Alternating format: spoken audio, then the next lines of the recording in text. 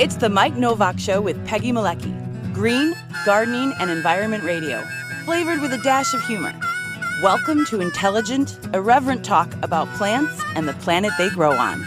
Your questions, comments, and participation are always welcome on Facebook and Instagram at The Mike Nowak Show and at Mike Now on Twitter. Good planets are hard to find. Temperate zones and tropic climes. And true currents and thriving seas. Wind blowing through breathing trees. Strong ozone and safe sunshine. Well, good planets are hard to find. Good planets are in demand. Brought to you by Bartlett Tree Experts. Every tree needs a champion. Go to bartlett.com. Jet streams, perfect air.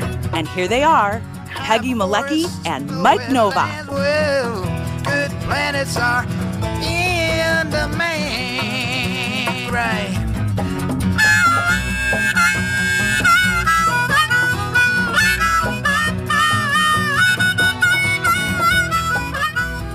And welcome everybody to the show. And welcome. Welcome.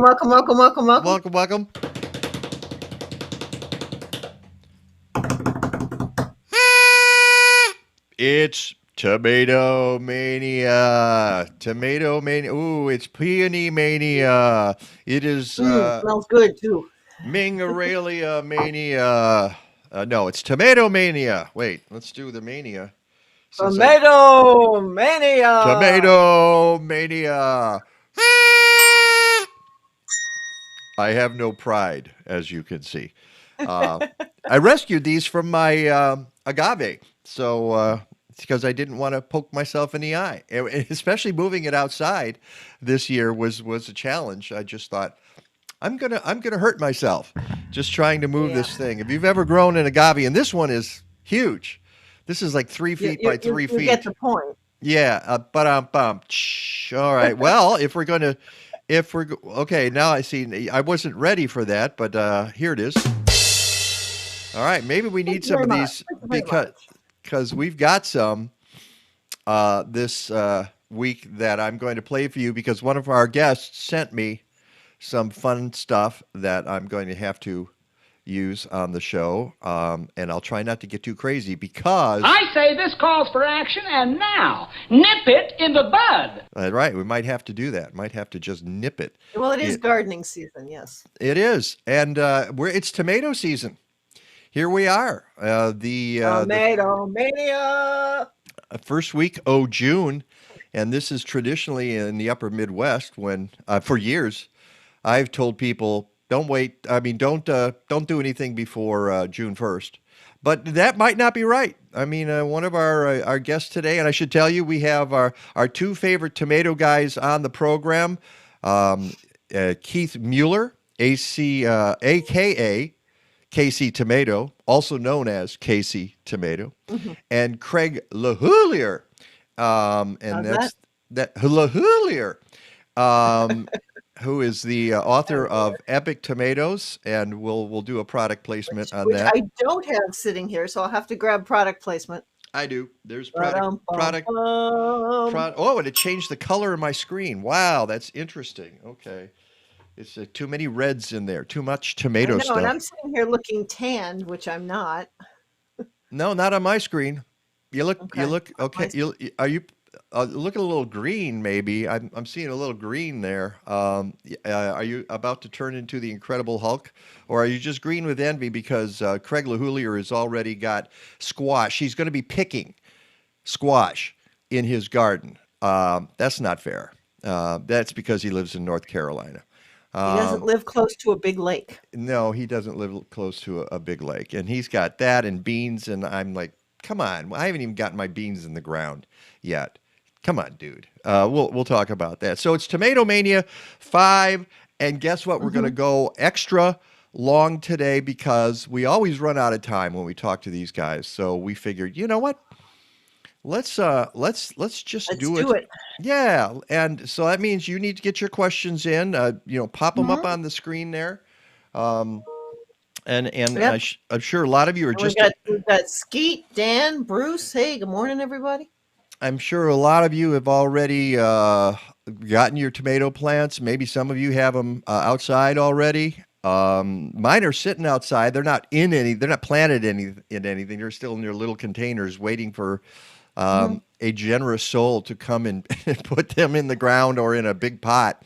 I don't Sounds know like who, an afternoon project for I you. don't know who that guy's going to be though, because I don't have time for that stuff. But wait, I might have time for that stuff in the very near future.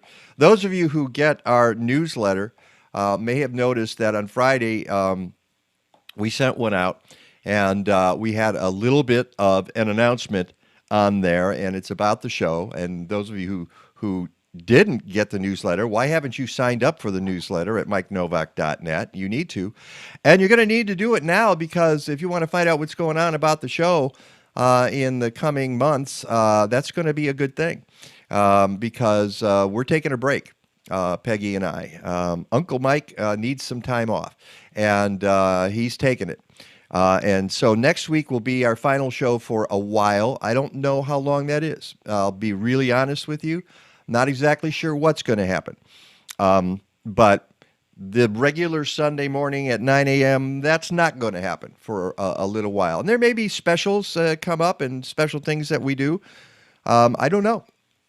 I can't tell you, because I haven't plotted it all out. All I know is that I needed to pull the plug right now for a peace of mind, and that's what I'm doing. So as you can see, Peggy had very little to do with the decision. Mike just said, "I'm out of here," and and I've gotten some wonderful notes from people, by the way, people who received the newsletter, and just some very kind comments from people who said that, and most of them said, do what you got to do, and I really appreciate folks saying that. And one guest asking if it was his fault. Yes, and it was his fault. So it's what I told him. It's like, yeah, it's you. You're what caused this. No particular guest. No. No particular guest. Just all of them in general caused this. All right. Well, you've also been doing this for 25 plus years. Yeah. Not piloting the space shuttle and being host and writing a blog all at once. But yeah, it's actually gotten harder over the years. It hasn't gotten easier. And that's not the way these things are supposed to work. It's supposed to calm down. And so until I can figure out a way to make this a little bit easier, I got to take a little time off. So, and maybe I'll get around to planting my tomatoes. So, there you go. All right. And all the other plants piled up in your yard. Well, there aren't too many. Well, what I could do is trim all the plants that, oh my gosh, do I have a jungle out there? It's been a wet, cool spring, and Lordy, I have not even taken out the weed whacker, nothing yet so far. So I will. Well, thank you, Bruce. Bruce says Sunday mornings will not be the same. Yep. For me either. And in case any viewers wondering why I keep doing this, I can't get Restream to work on this computer, so it's on that computer. Well, Restream does not work with Mac, I was told. Except it does, but it doesn't work with Monterey. It works with Sierra. Don't ask. Are those operating systems? Yes. Mm-hmm. Nice. It's so nice that Restream figured how to play nice with Mac, or not. Yeah. Really? Okay. All right. So let's just do it. Let's get to Tomatomania 5, because those Mania are right there, and there they are. Craig LeHoullier. You can go to CraigLeHoullier.com. Keith Mueller, Mr. KC Tomato. Welcome. Good morning to both of you. Good morning. Good morning. Morning, guys. And our obligatory, because it's in our contract, I have to hold up this. Epic tomatoes. And every time I do, it changes the color of the screen. It's so interesting. And I have to change it back by putting my hand up there. So Craig, do you have growing vegetables and straw bales? We never hold that one up. Do you have that? It's somewhere. I'll find it on a break, but it's back there in my library. And Mike, when you put that little red thing in your nose, I thought that was going to be a tomato. I was waiting for all the really? juice to stream down your face. I think that would have been really cool. That would be, you know what? But I would just have to go like that, and then watch it all dribble down like this. I think I've got one in there. I could do that. But I don't want to waste it because it's one of those hothouse tomatoes that are now actually pretty good. We talked to our buddy Bob Benenson from Local Food Forum the other week, and one of the things he's pointed out is that growers have gotten really good at producing tomatoes that taste like a tomato indoors. You pay a little bit more for them, but I think it's progress, don't you, Craig? It's probably progress, and I'll confess to being a seasonal eater. So our last fresh tomato we eat is the last one we grow, and the first one I eat is the next one I grow the following season. So we just take tomatoes totally off our menu. Wow. For 6 months. Yep. Well, I kind of feel the same way. It's like we cheat occasionally. Do you do the same thing, Keith? No, if there's good tomatoes, I'll eat them. I like fresh tomatoes, and I usually stick to the cherries, and they come in a pack now. They're like mini San Marzanos, and they're really good. But yeah, there's good varieties out there. There's a lot of breeding being done for hothouse types with better flavor. Yeah, and that's the point that Bob was making, is that the hothouse folks are doing more of what would you call them? What's I can't think of the word, that boutique kind of boutique tomatoes that actually have, I suppose, like Mighty Vine here in the Chicago area grows those. And you can find those in a lot of grocery stores, and they're a little more expensive. Of course, all food is a little more expensive right now, as we know. It's something we're dealing with. Yeah, we're actually working our way through the 63 quarts that we canned and the 30 quarts of sauce and the bags of frozen ones. So it went bonkers last year. So we're just eating tomatoes that we preserved.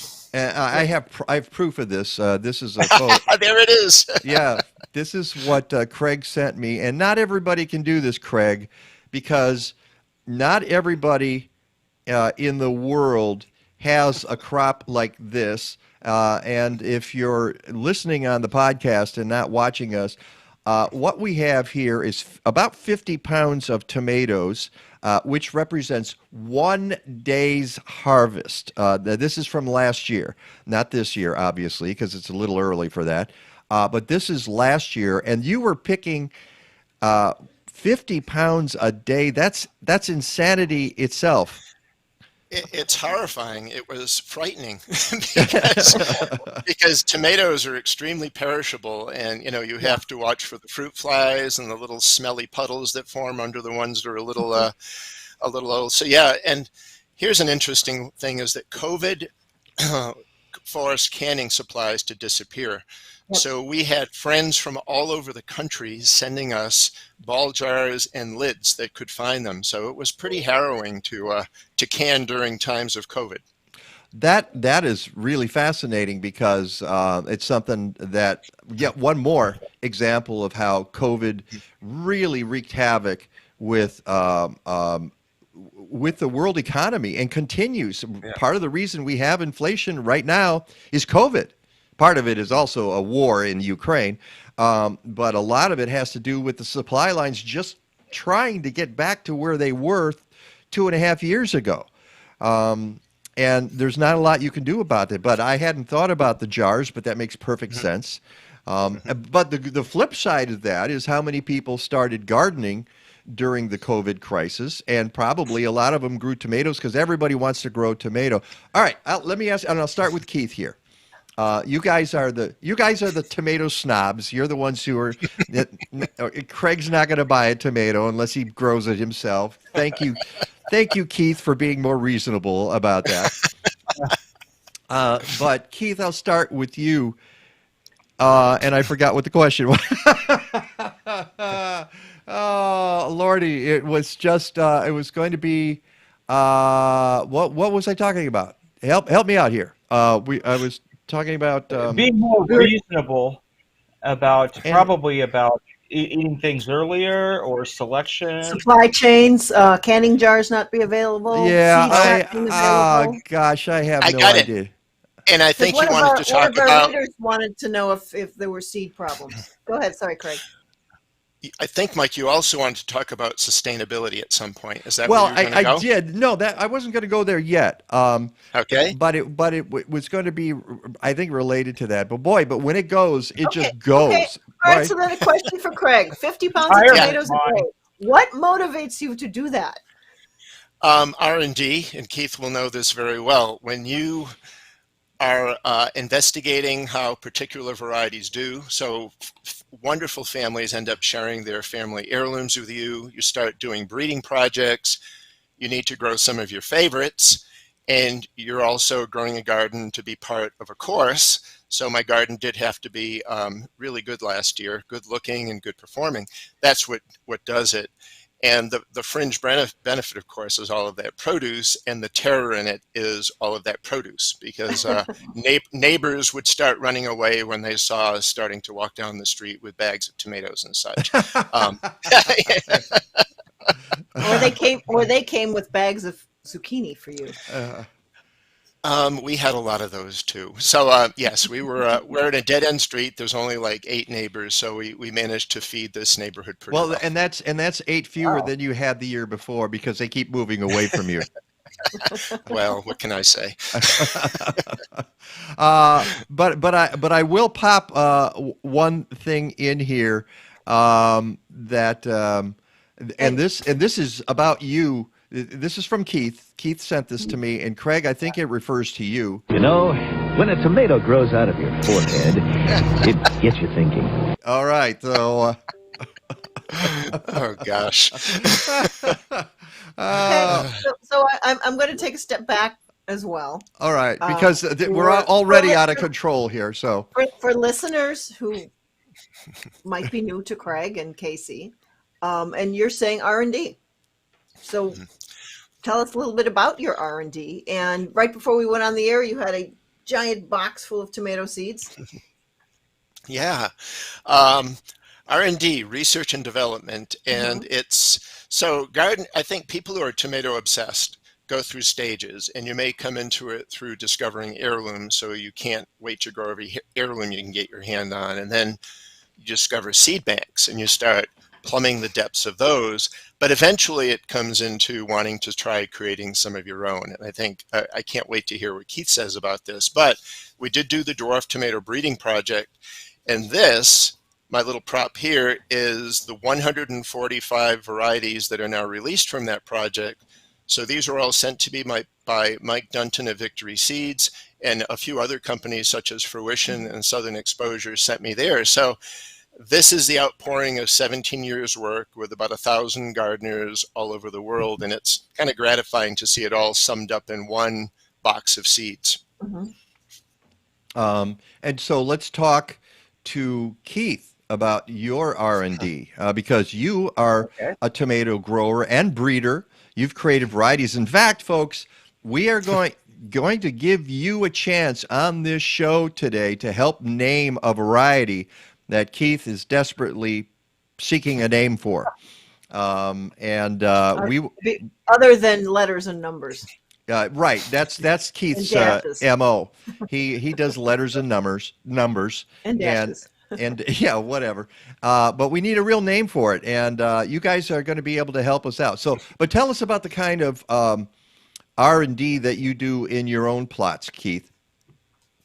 Okay, so to go back a little bit, I get into doing this because I wanted to solve problems, and I also was like, I bet that could be better. And so it's kind of chasing that. And by doing that through the years, for about 30 years now, I've met a lot of interesting people, a lot of different people doing different things different ways. So there's always something there new for me to learn. and to share with other people. So it's enjoyable from that aspect. And then it just feeds my curiosity. So what I like to look at the oddities. If Craig is like the grandparents of tomatoes, some of the stuff I look at is like the great grandparents of tomatoes, so the more wild types, what's coming from them. There's problems with that, but there's also some really cool potential from all that.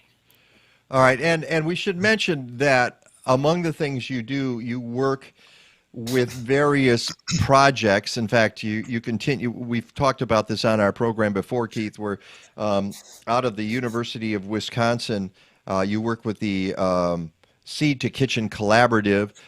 You're also part of the Open Source Seed Initiative, the Culinary Breeding Network. How do those all relate to each other?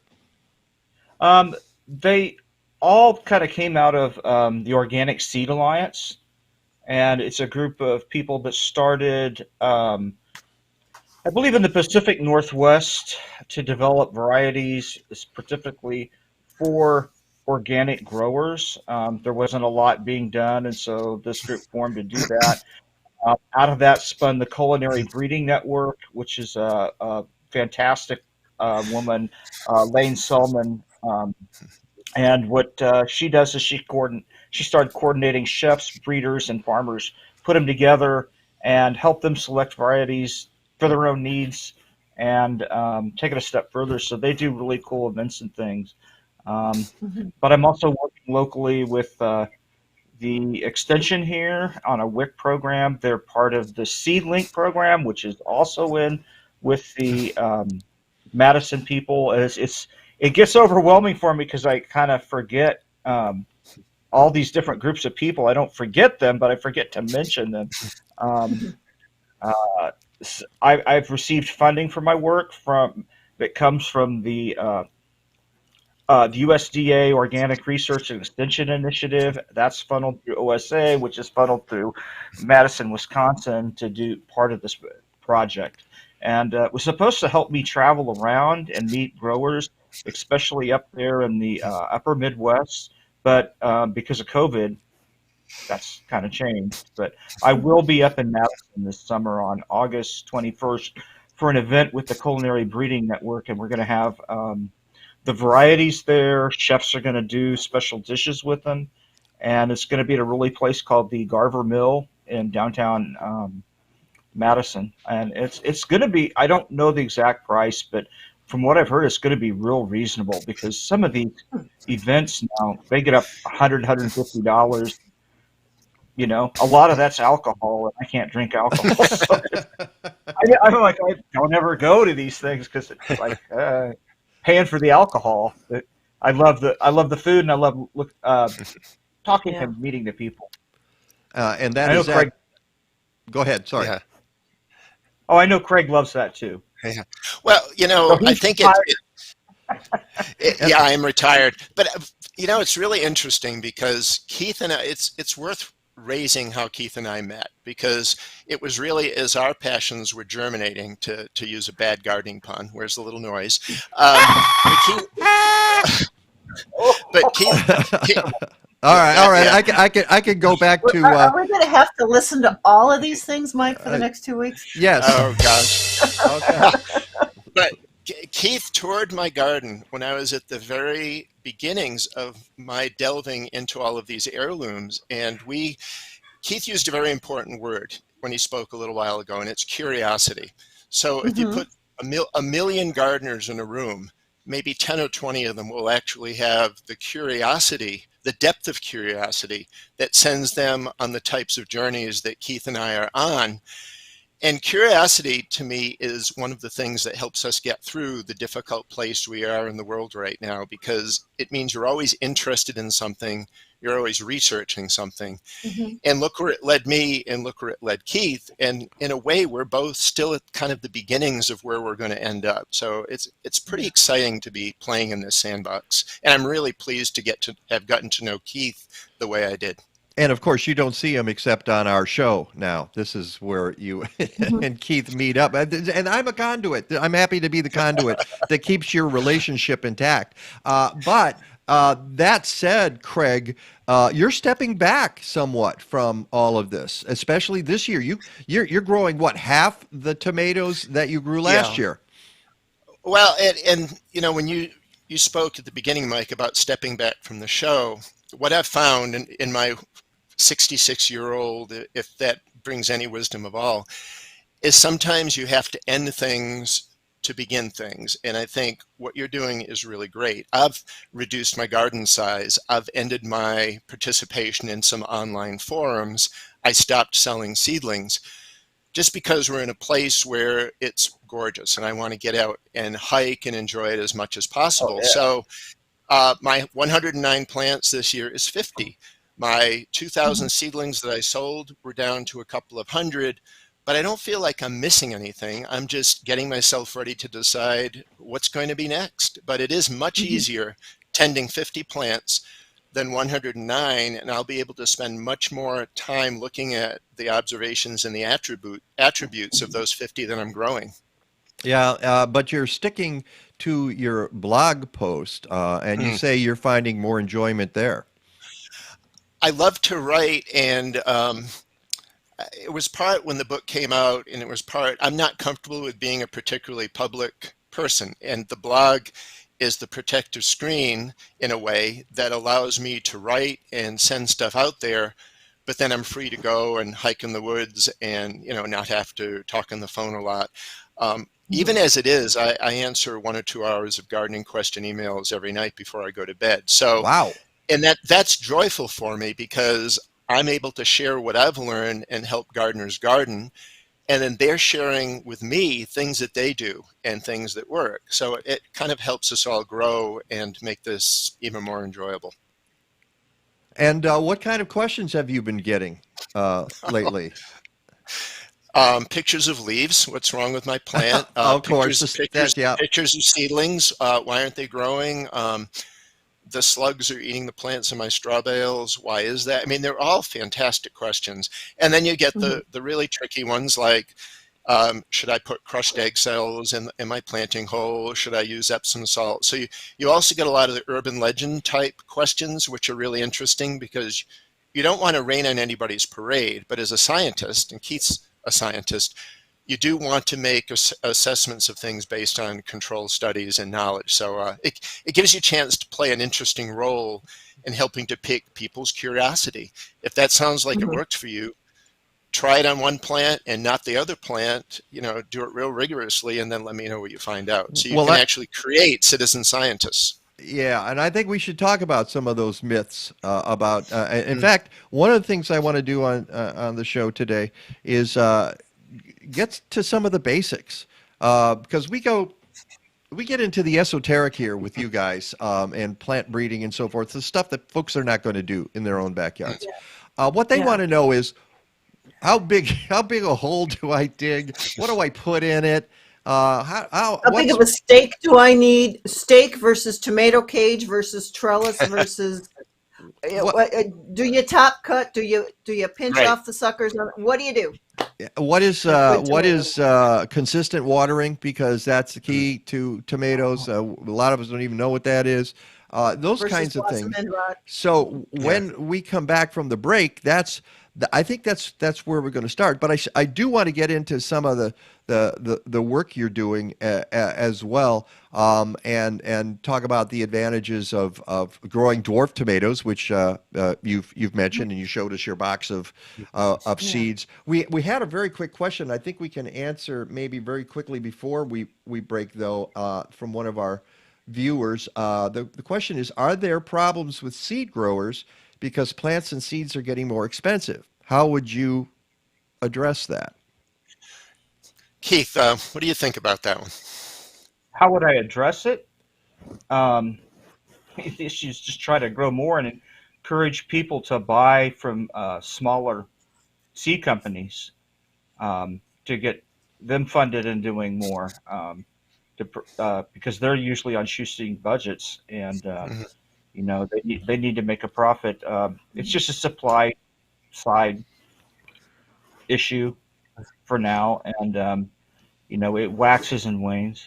But I don't really have any great things about that. Any insight? But here's what, and I think you're right. I think it's just one more manifestation of the pandemic over the last couple of years, supply chain issues. As you mentioned, Keith, some of these companies are very small, and their profit margins are very small. And Mike, you mentioned go ahead, Peggy. Go ahead, Craig. You mentioned COVID. COVID created tons of new gardeners, which put amazing pressure on the seed companies. And so you would go into seed sites. Mike Dunton of Victory is a good friend of mine. Rob Johnson of Johnny's, I talked to him.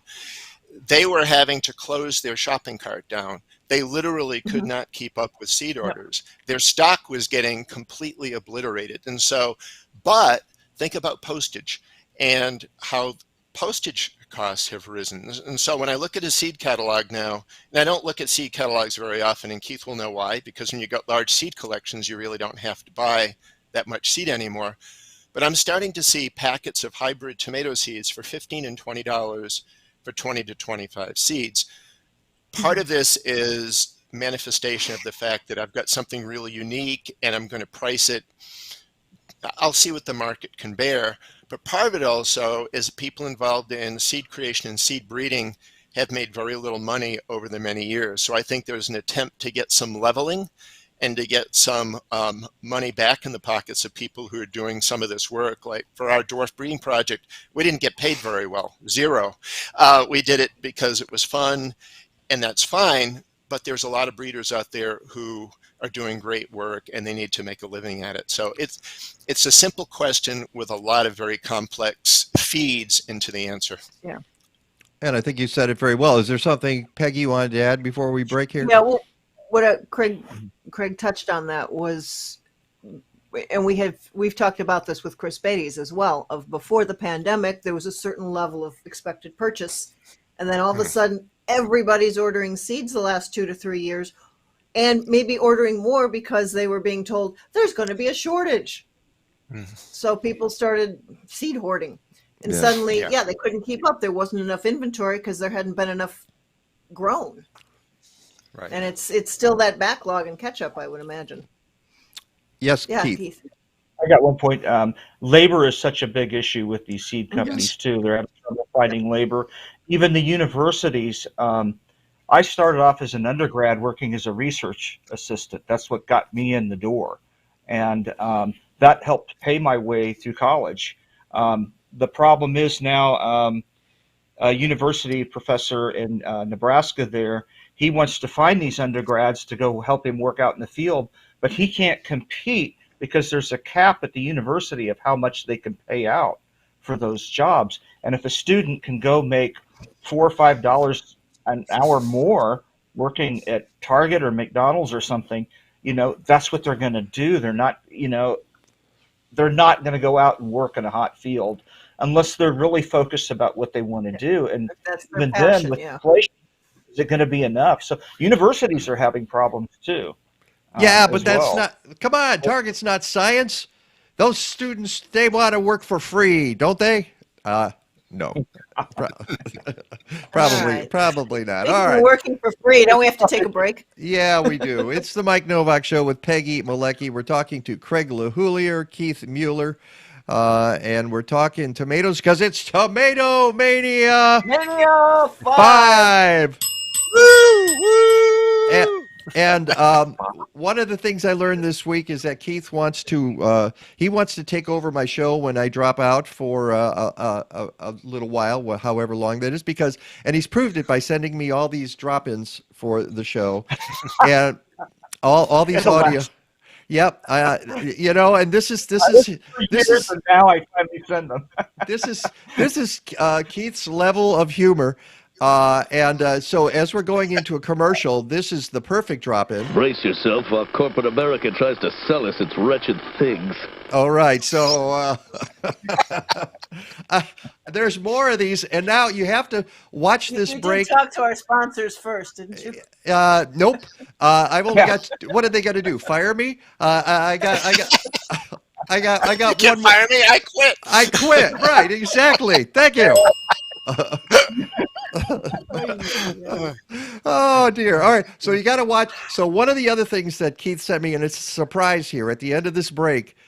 Be watching for it, Keith, because you inspired me to do this. So here we go. We'll be back with Craig LeHoullier and Keith Mueller right after this.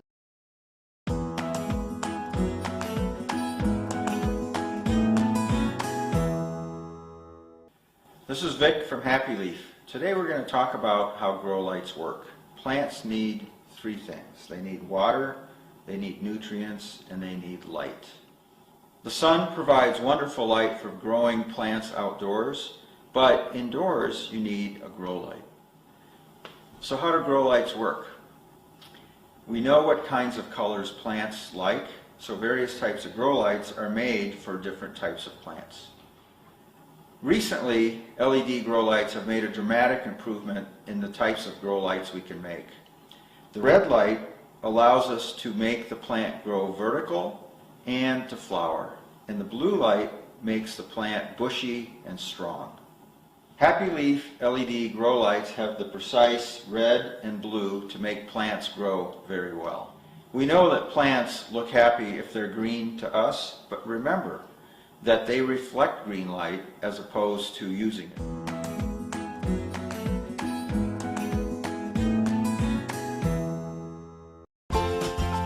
From spring seed and soil treatments to summer foliar feeding to fall stubble digesters, Blazing Star provides microbial tools from tiny biologicals for natural and organic farmers. They have solutions for home gardeners too. And Blazing Star offers agroecological education and consulting, especially for permaculture work in zones 4 and 5. Learn more about these great folks at blazing-star.com.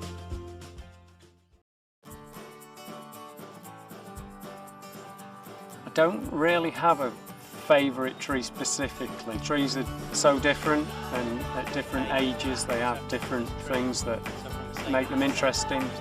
Scots pine trees have fantastic bark. The giant redwood is fantastic again because of the bark and the size of it.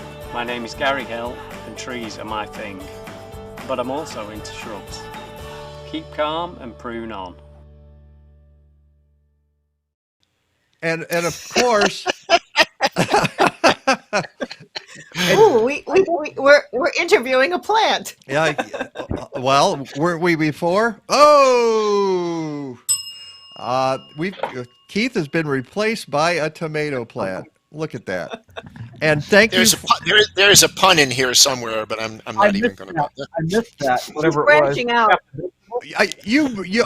You didn't miss it. You heard it. You had the audio on, didn't you? Oh, I had the earplugs, and I ran outside to grab an example. I can't believe this. I do this for you, and you don't even see it. And you want to know what here's what I played. Okay, and this is because Keith sent me. You sent me like a 5-second clip into that, or 7 seconds, and I thought I'm going to find the original. And that's Sesame Street, of course, and of course YouTube is going to say, "Oh, you don't have the rights to play that." What are you going to do? YouTube fire me? You can't fire me. I quit. All right. So, but I can't believe it took you this long, after all these years, to send me that. If I had known, I'd have been playing that every week. Okay, I'd be playing. Oh, yeah. That would become the intro to the second half of the show, right there. I think It's that would. new earworm already. I've got Captain Vegetable going through my head. It is I, Captain Vegetable. I love it. So That's really good, Mike. I'm very impressed. That's why I sent the 5-second one. Because that makes the point, But, no, you got to play. I'm probably going to play it again before this segment's over. You realize that now. You can't leave radio, or you can't leave this casting because you have something to look forward to now. Playing Captain Vegetable. I do. So, all right, let's get to more serious stuff here. We actually have a question that leads into what we were talking about before, which is some of the myths and I don't want to accuse our viewer of propagating a myth here, but there's a question here. Is it true that if you root a tomato sucker, it will produce more tomatoes than the original plant. And I had not heard this one before. Have you guys heard this one before? No. I mean, okay, there is a controversy about removing suckers. There are some people who say you should remove suckers because it will increase the vigor of the plant, and others who say, oh, really? No, you don't have to do that. And I'm wondering where you guys stand on that. Well, for me, it's I agree with Keith. A rooted sucker of a plant is a clone of the plant that will behave exactly the same. And any variations in performance will just be because the weather is a little bit different or it's being treated a little bit different. But removing and rooting suckers is a great way, however, to do succession planting. So if you really like a variety and you think it's going to get diseased early, root a sucker of it, bring it along behind, then you can remove the parent plant, plant it, and it will extend your season. All right, if you're going to plant a sucker, though, where do you get the root system for the sucker? Oh, tomatoes are very avid rooters. If you put it in a glass of water or if you put it in damp soil in the shade, it will take about a week to root. That's one of the reasons you bury tomatoes deep when you plant them, is any area embedded under the soil will send roots and just make a nice strong plant. All right, Keith, you're going to illustrate something here. Let's see. Well, it's hard to. That's a good root system. What? There's roots forming those little buds all along. Yeah. Yep. And they'll do that on the suckers if you put them in water. Yep. And so if you were gonna, Keith, if you're gonna take that tomato plant and plant it in your garden, how deeply would you plant that?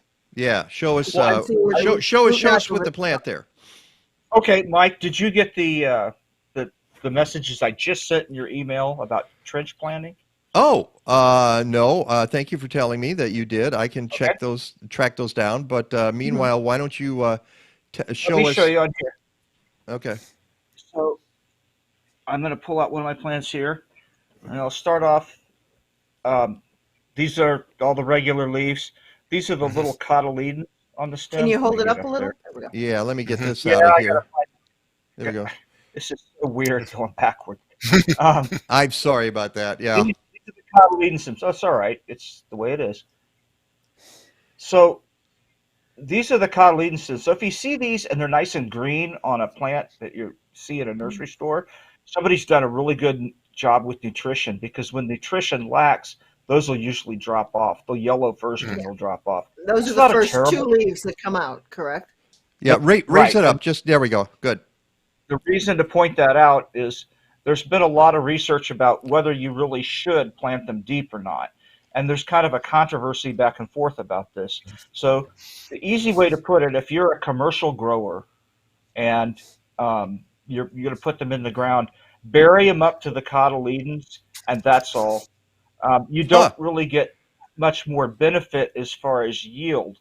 There were studies done down in Georgia and I believe Mississippi or Alabama, possibly Florida, that when they buried them at different depths, putting them deeper into cooler soil helped them set fruit better during hot seasons. But up in the north, you'll actually see the opposite, and that's why I sent you that. And I'm downloading it right now, so we can pop that up. So trench planting is again like this, like the suckers. This thing's rooting on it, and it'll root all the way up and down. So this is really long. That's a leggy plant, Keith. Well, I won't go into why it's there, but it needs to go in the ground. So what you could do is you could cut off these and lay this down and bend it. It's called trench planting, and then bury this in a trench. And remember where the root ball is. The picture will show that. It'll root all along here. You got to remember that it's part of that is under the soil, so it'll cultivate and lop off the stem. But in the northern areas, what that can do is it can make more roots, and it keeps it up near the top of the surface of the soil where it's warmer, and the tomato will grow a little bit better. But in the south, you want to take it deeper and get that into cooler soil. But it's a little bit of difference there between the north and the south. Okay. As far as the suckering question, Mike, because you're right, everybody asks about tomato suckering, and it really depends. I'm doing a test this year where I'm growing a Cherokee chocolate in a straw bale caged, and I'm going to maybe not even prune it at all. It's going to become a monster plant. Next to it is a Cherokee chocolate that I'm letting one sucker develop. So it's going to have the central stem and the sucker, meaning that it will have two growing stems. And I'm going to do a comparison. It's the exact same variety in the exact same straw bale. And I want to look at first maturity date, and I want to look at fruit size, and I want to look at a general overall yield assessment. Now, common sense dictates when you have an infinite number of suckers all flowering, that's going to be much more heavy yielding. But a lot of people ask about it, and I just wanted to show the impacts of doing really severe pruning on indeterminate or tall tomatoes and the effect that that can have on the number of fruit that you get off that plant. Keith, what is your suckering strategy, Keith? There's two things I wanted to mention about that, and one was when I was in school and talking to the professor who taught us propagation, he mentioned that in general, that when you take a clone and you keep taking clones of clones, eventually you get fading. I don't know what he specifically meant, and I don't know how fast that could happen with a tomato. So if you just kept cloning generation after generation, there may be changes. Some of it may be due to mutation, but the whole point of cloning is so there are not changes. So that's kind of interesting that it's possible. And again, you're saying we don't really know that nature might thwart that as well. But one tip I have about taking the suckers and rooting them, and it's not terribly important. You don't have to do it. But when you put them in water, if you have an aquarium bubbler, a diffuser, bubble that oxygen in that water. So what happens is the roots develop. If it's just in water, the roots develop and the cells change in the plant in that area to develop to being in water. And when you take it out and now you put it in the soil, it shocks it, and it takes a time for it to adapt. And that's because environmental changes make differences in the plant, and that can change over time with those clones. But bubbling the oxygen in there, when you transplant it, it's like, oh, oxygen-rich environment. I know what this is. And it'll actually root slightly better if you do that, a little bit faster. That is interesting. I had not heard that before. That's really fascinating. All right, and I got to the what you sent me here, and is this what we're talking about? Yes. And so they've taken the plant and laid it on its side, bent the top up. The cutworm collar is a nice thing. You can use aluminum foil, but a more friendly method is newspaper because it'll just degrade. But for a short time after you put it in the ground, cutworms will come in and just lop off the plant. What? And, Okay. Not easy to pay. Let's explain that a little bit. All right, for those listening on the podcast, we're showing a plant that has been laid sideways, the root system, and buried in the ground, and then you bend it slightly and bring it up. And you're saying you put a collar around the plant where it emerges from the soil. When are cutworms? See, I've never had a problem with cutworms when I've done trench planting before. When are you likely to have a problem with that? Right after you plant. It's tender, it's young. When it gets older, they usually won't bother it. They look like little grubs in the soil. Yeah. And don't want to pick it apart too much, but they can take out like 1 to 2% after I plant every year. Okay. And it's the real point here is this helps warm you've got all that root mass in the ground that will get warmed up sooner, and it can help the tomato grow faster. But when you do this, it does slow it a little bit to make these roots along the bottom. And the point you're making here, if you look at this this drawing here is that roots are going to emerge all along the stem, and that gets us to the point that you could plant, or the idea that you can plant a tomato deeper, although I'm kind of fascinated by that idea that growers might do it just below the cotyledons. I had not heard that before. I'm learning all kinds of things today. Yeah. Let's take a look that's at... actually the scientific literature to go to the cotyledons. There's actually that's recommendations from Extension and whatnot. Wait. Okay, say that again, because you got... there. If they're there. Yeah, well, you can actually, well, if you look closely, you can usually see where they fell off. But that just go to that point. That's Extension has come up with that based upon the research. They're going, you really don't get that much if you go real deep. I mean, this plant is probably 18 inches that I held up, and people are planting holes that are, almost 18 inches or 2 feet deep. And it really doesn't matter that much. Most of the nutrients and the activity is up in that upper root zone area of the soil, so you want to keep it up there. Hold up that plant again and tell me about what you're illustrating here. So, so would you lay that down? Would you trench plant that tomato, or would you just pop it in the ground as is? At this point, I'll be happy to get it just in the ground. But if it was home. If it was home and I was fussing with it, I would lay it in the soil like that. I'd pull off all these leaves, and I'd bend this top. Everything's delayed for me. I'd bend this top up, put a cut room collar where my fingers are.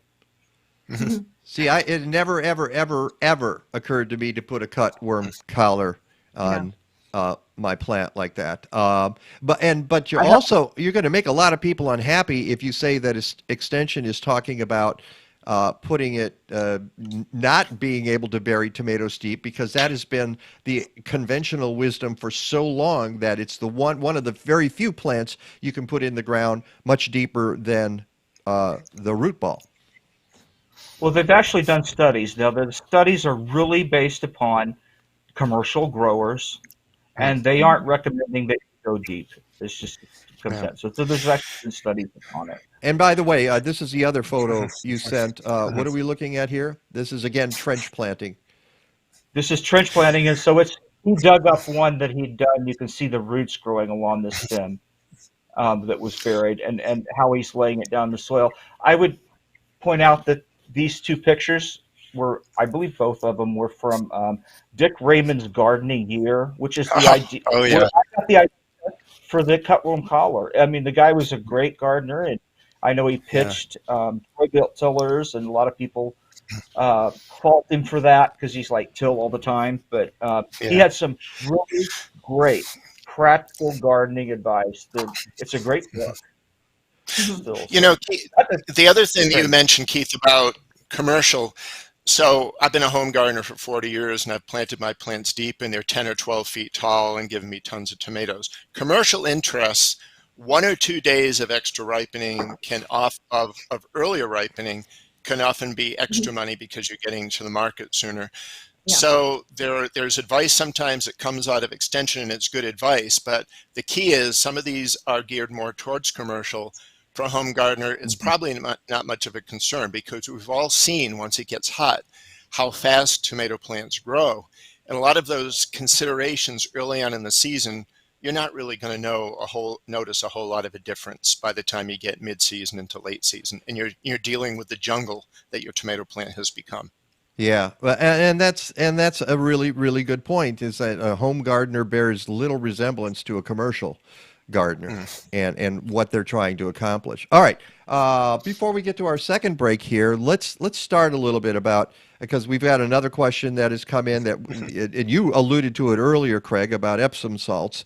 I don't want to get to that. We will get to that. So hang on, Dolly, because we'll answer that question. But let's start with the basics. We just learned something about trench gardening and the idea that you can plant your tomato deeper than the root ball with impunity. You can plant it, roots are going to emerge along the stem. So that's a good thing for casual gardeners, because often they make mistakes in how deep. I mean, you look at peonies, you've got to be very careful about the depth of the tubers on a peony to get it bloom. But with tomatoes, make it hole, throw it in there, fill it up. I'm going to put it a little deeper. Why not? And folks want to do that with everything. They want to do it with trees, and you go, no, don't do that with a tree, please. But with the tomato, you can. So. Talk to us about how you start. Craig, I'm going to start with you. I mean, what do you like? What are your amendments? You don't plant things in the ground. You plant them in containers. So that's a different animal as well. So what is your strategy? So I think that's a really good point. Tomatoes, well, all gardening is very flexible. And if we have in-ground and straw beds, straw bales and raised beds and containers, you have 4 slightly different sets of things to worry about. So in the ground, and I'm sure Keith will talk about this, it's rich soil that drains well. Tomatoes really don't like to be sitting in wet feet. It's mulching early on to keep the soil from splashing up onto that foliage. And then from that point on, it's keeping the tomato as stress-free as possible, meaning don't overwater, but if you see it wilting, you're probably underwatering. Regular feeding with a food of your choice, and we could spend 80 shows talking about all of the options on things like that. I think the most important consideration is get to know what a plant looks like when it's growing well and it's healthy. Spend time with it, look for the critters, look for the beginnings of disease. If it's an indeterminate or tall type, you want to use a cage or a stake of some sort to keep it off the ground. If that's what you choose to do. Some people are sprawling growers, but there will be things that you have to worry about, such as critters getting in and disease coming in. If you're growing a dwarf or a determinate variety, stay shorter. You don't want to prune those, because pruning suckers off those will significantly reduce the yield. Tomato cages are perfect for dwarfs or determinates, and even indeterminates if you're talking about 6-foot tall cages or taller. But the biggest really advice I can really give people is be out in the garden, be out there daily, look at your plants. Don't just plant them, go on vacation and expect to come back in a month and find a healthy tomato plant that's doing well. Craig, what is your mix? What's the mix you put in your containers? So my containers is just a roughly 3-to-1 mix, and gardening is fairly imprecise when you're talking about amounts for what you plant them in, so it's really rough. Of a good quality soilless mix, and soilless mixes, there are tons of them you can buy. They come in the big bags, and I like to amend it with some composted manure, like a composted cow manure, 3-to-1. It drains well, but it also retains water, and it has a little bit of a starter nutrient in it. And then once I plant them, I actually don't feed my plants from the time I plant the seed until they're in the ground for about 2 or 3 weeks. And a lot of that is because the plant has what it needs to do well early on, and then you're putting it in the potting mix with the manure, and it has a little bit to get it through the 2 weeks. Or if you're in a straw bale, you've got all of that nutrient still in there from how you charge those bales up. So that's what I use, about a 3-to-1 mix of a soilless mix, commercial bag soilless mix, to a composted manure. Okay. And Keith, you plant stuff in the ground, so what's the difference? I start off and I plant in little seedling trays. I could go get them later, and because I want to know what everything is, keep track of everything. And then I transplant those up, and I'm in a peat lice soilless mix. I will add worm compost or worm castings to the soil. I haven't found a really great source of compost here, so I kind of stay away from that because salt buildup has created problems in the past. Well, when you say you haven't found a really great compost mix, you're talking about commercial compost, right? Right, because I need to do it on scale. I'm doing a lot. But because in my own yard, I add a little compost in, but it's from my own compost pile in the yard. You can do that. You can do that. That's fine. My compost pile gets kind of neglected, so it's there. So it probably doesn't get to get rid of diseases and things that I would really want it to. So that's why I'm like, I don't even want to fool with that. I want to get something that I know is. But somewhere around 4 weeks, 6 weeks is when I would like to get them in the ground. And yeah, on the farm, on the big scale, I just pop them in the holes, and I fertilize them at that time. And at home, I'll fuss with them. I'll transplant them in the trench bed Well, all if I right. need When to. you pop them in the hole, you fertilize them. Do you put something in the bottom of the hole? What is it you put in there? Or do you mix it in with the soil, the backfill? How do you fertilize? I do a soil test, and I determine the year before if I need to lime or anything like that. I usually don't. But I see what the level is of what I need, because generally, like, I have too much potassium in the soils that I have here. So I don't have to worry about things like that. So I'm like phosphorus and nitrogen. So I have to look for sources that are that and organic. Oh, also something I do feed them when they're in the seedling stage.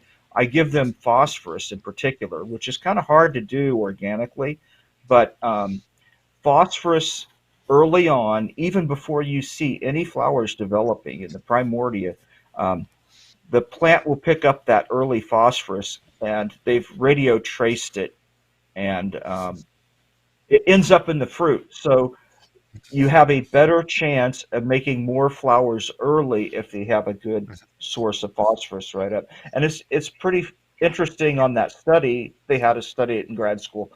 Um, Later on, that early phosphorus was still in second and third clusters, like it held on to it for Hmm. flowering. So it's really important to get that in there. So I try to do that. That's hard to do with organic. It's easy to do with the blue stuff because you can go buy bloom fertilizer. Yeah. But I feel that needs. And when I put them in the ground, I generally currently use espoma, and I use plant tone, which has a higher nitrogen because that's what I'm lacking. And I'll dig the hole, put it in the holes. I'll take a shovel and kind of stir it in, and then I'll put the plant in and cover it up. And later on, when the fruits get about golf ball size, and they're starting to expand, I'll come back and I'll just side dress and scratch it into the soil and let it soak it in. And that's it. That's all I do.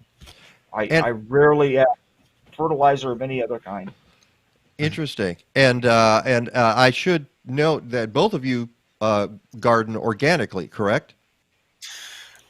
I tend towards organic as best as possible, but I am not strictly organic. Okay. All right. Just making sure of that. So I don't spray anything on my plants. No, nothing on the leaves, but I will use the blue stuff. I know that the Metromix 830 that I use as seed starter is not strictly confirmed organic, and I don't have. I mean, certified organic is a lot of work, and you Well, have no, to no, really I'm go not. back I'm not. to the I'm not. seed you use. Oh no, Yeah. I'm just saying people kind of don't understand what organic means, and that's why I like to say organic intent Yeah. rather than strictly organic, because otherwise you get tied into a huge bureaucratic isn't the right word, but where you get your seed from, how you save it, how you treat it, what you plant it in, it's a lot of work.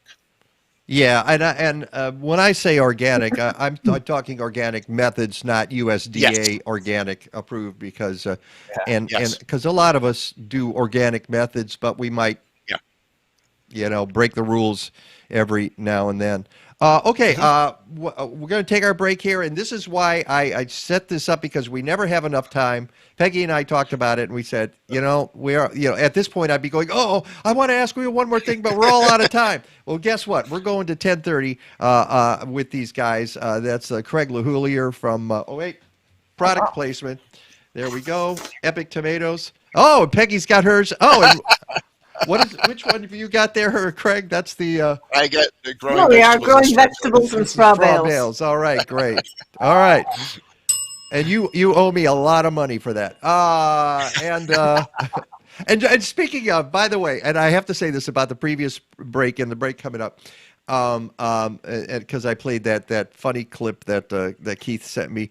Believe me, one of the great things about my show has been I have never had, not, I shouldn't say never, Back in the day, I might have, but lately, in the last number of years, probably last decade, I don't put any advertisers on the show that I don't want here, and I love that. And that's one of, I feel it just frees me. I can remember, working at Gargantua Radio, having to read stuff and go, "Oh, you're not going to make me read this, are you?" And after a while, I told them, I said, "Look, I'll put it on the show, but you got to record it. I'm not going to read it, okay? Because when you do a live read, that's a tacit endorsement because the person's reading it." So that was our compromise at the Monster radio station, is that they would record stuff to play in my show, and I would not have to read it.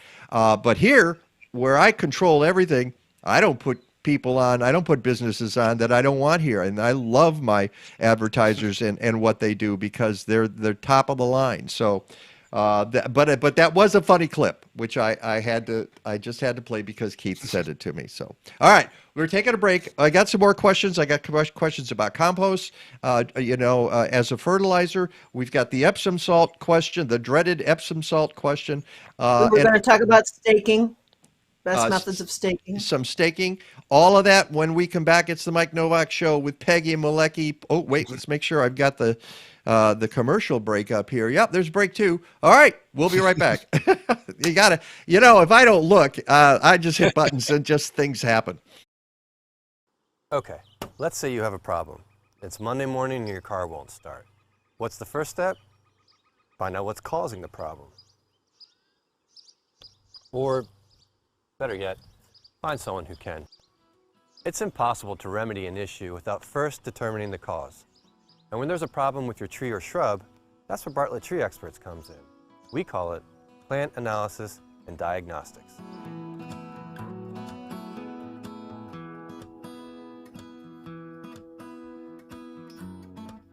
We'll start by accurately identifying your tree.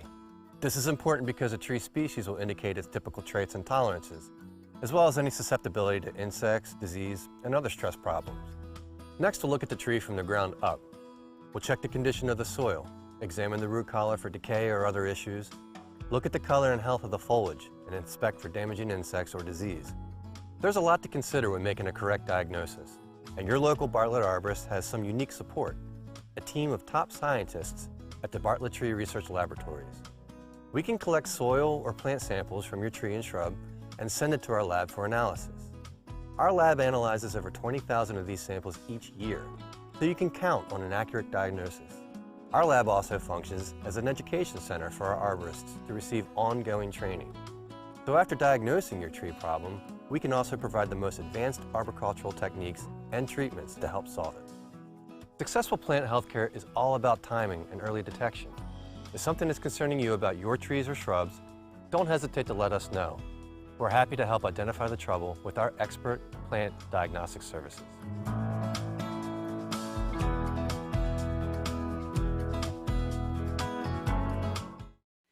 Welcome to the Mike Nowak Show with Peggy Malecki. Green, gardening, and environment radio with just a soupçon of humor. Or is that a dash? Brought to you by Bartlett Tree Experts. Every tree needs a champion. Go to bartlett.com. Here they are again, Peggy Malecki and Mike Nowak. All I need is good food to eat and make me healthy, wealthy, wide awake. Lettuce, tomatoes, rooted bacon. What about those sweet potatoes? All I need is good food to eat. All I need is good food to eat. All I need is good tools to make me music, porches, lawns to rake. Give me all that I can. And welcome back to the Mike Nowak Show with Peggy Malecki. And speaking of great sponsors, Bartlett Tree Experts is the best. They have just made so much possible on this show, and believe me, and I tell folks all the time, if you've got tree care work you need done, please go to a certified arborist and have your tree diagnosed and have the work done by them. And I especially recommend Bartlett. And there are 4 locations in the Chicago area, and of course they're not only nationwide, they're an international firm in the UK, and just the best people you can imagine. And I couldn't be prouder that they have been such a great sponsor on the show. We're going to continue our relationship. And for those of you who missed the announcement at the beginning of the show, yeah, I'm taking a break. I don't know how long it's going to go, but next week will be the final show until that happens, or before that happens. And then we'll see. I'm still going to be around, believe me. I'm just not going to do this regimented weekly thing for 2 hours, at least for the time being. Who knows? Maybe I'll be back after Labor Day. I have no idea.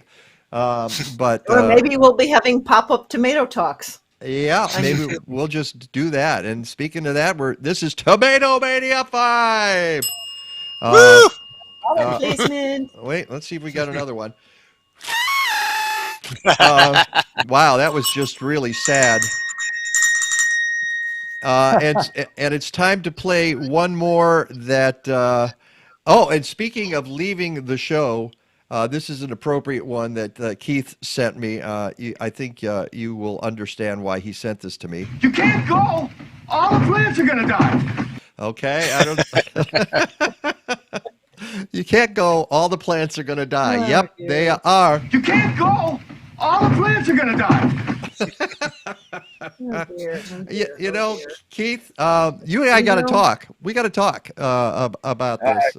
About doing a show, because you've all right. There's one more. He said you're creating a whole new level of and yet in a certain sense. Oh, okay. Wait. I got to stop that. All right, I'm going to start it again because the lag here. I hate broccoli, and yet in a certain sense, I am broccoli.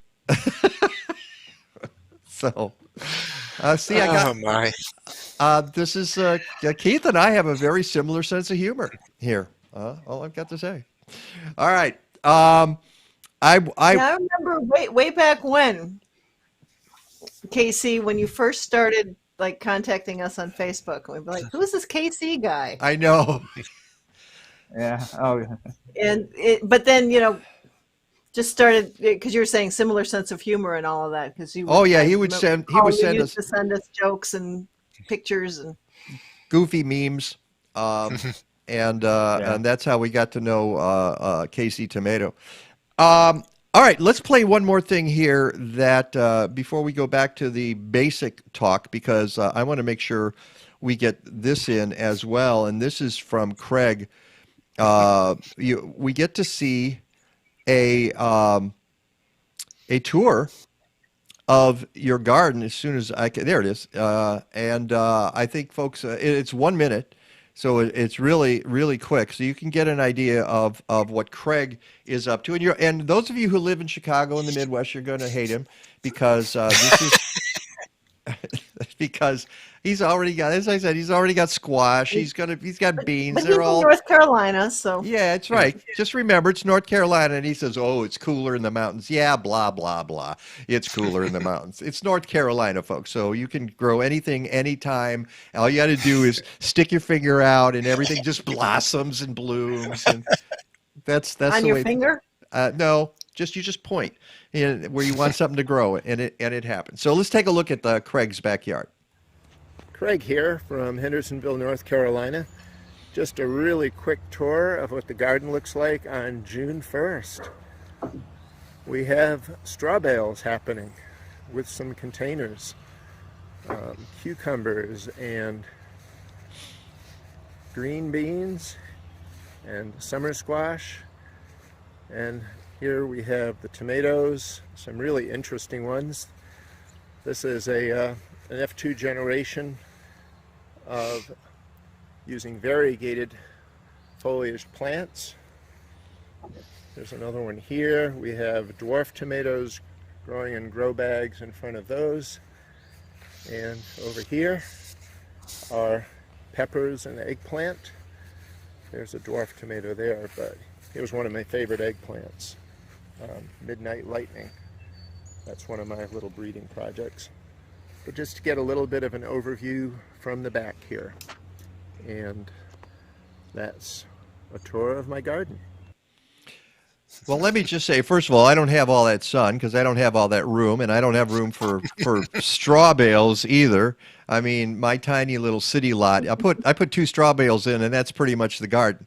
Not quite that bad, but pretty close. But it's remarkable. I mean, that's Well, you tuck your vegetables in amongst your perennials as well, though, Mike.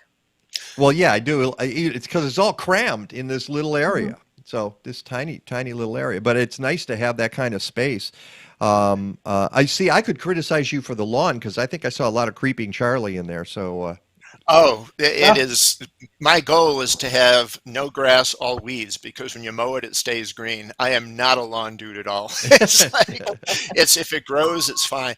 Yeah, that's our septic field back there. So for me to have a garden in Hendersonville, I have to grow on top. So straw bales and containers are the perfect way to get a really nice vegetable garden, not have to dig, not have to ever worry about rotation.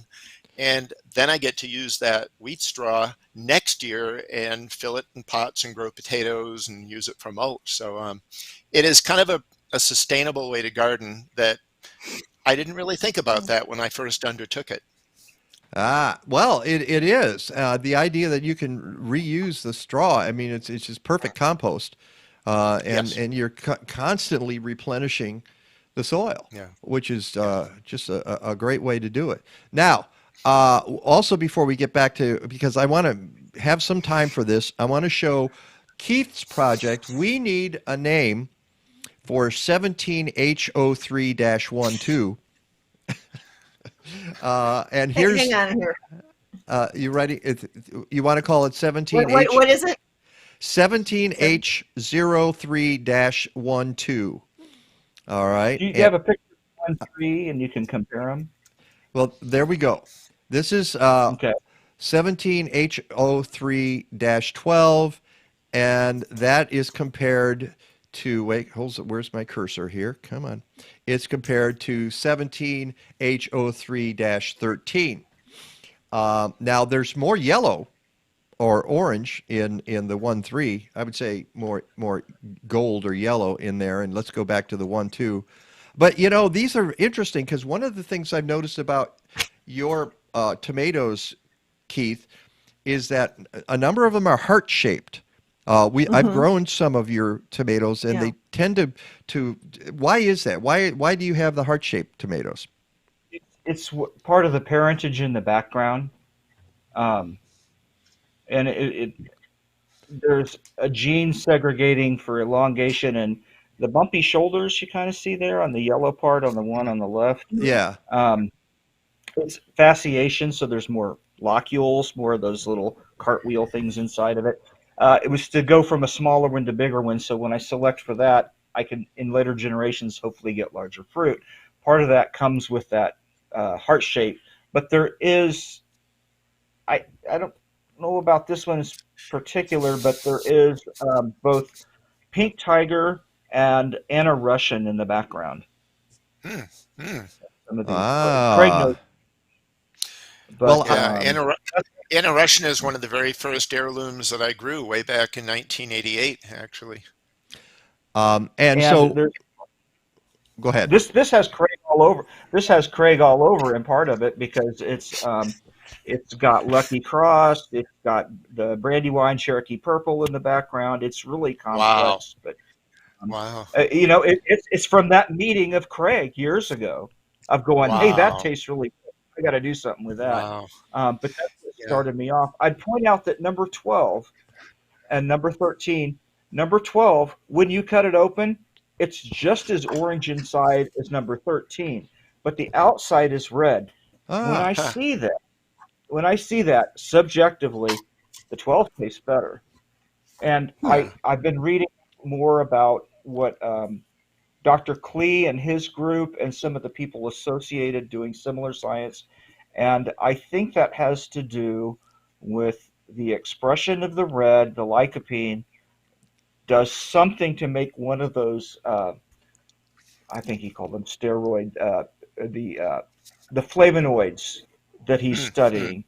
I think specifically geranol, because if you trace this back, one of the lines had Maglia rosa in it, and that's Uh-huh. kind of what Dr. Klee was early on fingering of like, oh, that's what people are saying tastes good. So we talked before about Brix levels, and I said, well, sometimes something Brix real high, but it doesn't taste as good as one that's lower Brix. Explain what Brix what is. is Brix? Brix is a measure of sugars, but it's actually a measure of soluble solids. So it's a little misleading because it's not just sugar. And so when you get this level, you look through a meter and you put a drop of juice on it, and it'll say, this much light's passing through it, and it'll be like most tomatoes are like 5, 6, but some of the ones like Sun Gold can be up there 12. It's a little bit Wow. environment change year to year. But you can have something that bricks really high, but it doesn't taste as sweet as one that bricks low. And Dr. Klee's group is focusing in on that particularly that I think I'm saying it right, geranol gives you the perception when it's there that something is actually sweeter than it is. And you're it's tricking our brains. Yeah. So I think that I'm in on that kind of thing. And you're referring to Dr. Harry Klee from the University of Florida. I grow his tomatoes every year. I think they're wonderful. Garden Treasures, Garden Rubies. Yeah. And all right, I looked at these, and by the way, folks, we need names for these two tomatoes. Diana has suggested Plumato. No, Plumato. It's Plumato, not Plumato. Come on, Peggy. Are you British? Tomato. Plumato. I like that. I was thinking, and it's not necessarily a compliment, but since I think they look like hearts, I'm thinking yellow heart. But that's not a compliment. What? Probably taken already. Yeah. And I would call one of them Prairie Fire, but I found out that's taken just recently as well. That's taken. Yeah. Wow. So try your names out on us, folks. Take a look at these tomatoes. And see if you've got some ideas. There's stripes. There's yellow color. There's kind of coral color. It's not a dark red, even in this one. But they taste good. So looks like a sunset. I think sunset passion, sunset something. I mean, I'm trying to think. Naming tomatoes is tricky, and we've had to do it 145 times in our project. And some of them I like, and some of them I don't like. The other thing that's happening with tomato names, interestingly, is an increased look at the sensitivity. Are some of those names actually offensive? So I was actually contacted in our dwarf project. We have a dwarf named Dwarf Golden Gypsy, and we're reevaluating the gypsy pepper is being renamed, and we're going to probably rename Dwarf Golden Gypsy. Well, so what about this is good news? This is good news. It is. You named Cherokee Purple. Is that offensive at this point? It is not offensive so much. It is indicative of the fact that those of us who receive unknown varieties are often so excited. And so at the beginnings of our passions, we don't think. So if I were to have it to do all over again and got that seed, I would probably get in my car and drive out to Sevierville, Tennessee, and have a chat with Mr. Green. And then he would tell me that he got the seed from Jean Greenlee, who lived in Rutledge. And then I would probably get in my car and drive to Rutledge and sit with Jean, hope that her grandfather was alive, and then take it back to the source and try to find out where he received it from to get as much knowledge as we can, because it's like genealogy. We never ask the right questions while people are around to answer them. And once we want to know about it, those people are now gone. So I wished I would have done more work on that. It became a really popular tomato, and we only know a fraction, I think, of the story of that tomato. And last year we've discovered, I told you both, and it was a remarkable experience because it happened right on live streaming. I said, yeah, we were growing Cherokee Purple. Look at this. And I cut it open, and you guys said, no, that's a black crim. I'm like, what? And that came from, we still have that seed packet, and it came from Johnny's. Yeah. And that was the discussion of the wagon wheel arrangement of the seeds. Yeah. It's so many people have been involved in heirlooms now that it's just become impossible to have 100% confidence that you get what you think you're getting. And it's just, sloppy seed saving along the way, mislabeling, confusion. But it's happening with a lot of heirlooms right now. All right, sadly.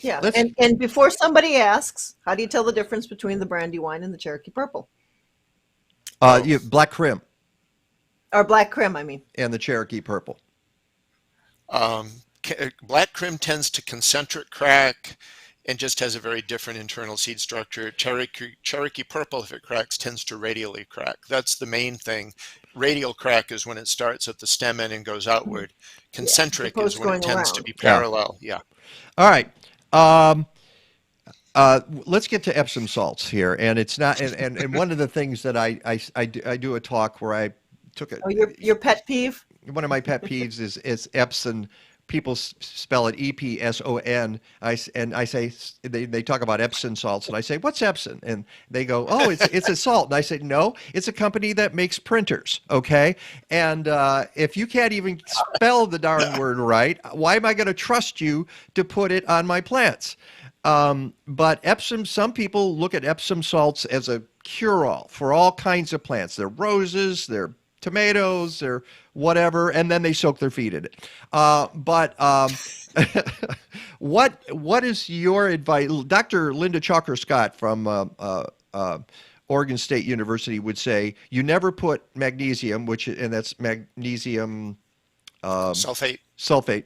You never use magnesium unless your soil test calls for it. You never put in any kind of element unless or chemical until you see that it's deficient. And so she would say just putting in Epsom salts is ridiculous unless your test indicates you need it. What are you? But that's one person. That's her thing, and she's very strict about that. What do you guys think? Have you ever been to the Garden Professor's blog or their Facebook page? I have to admit I stay away from it now. It scares me. They're scary people. But what do you feel about Epsom salts?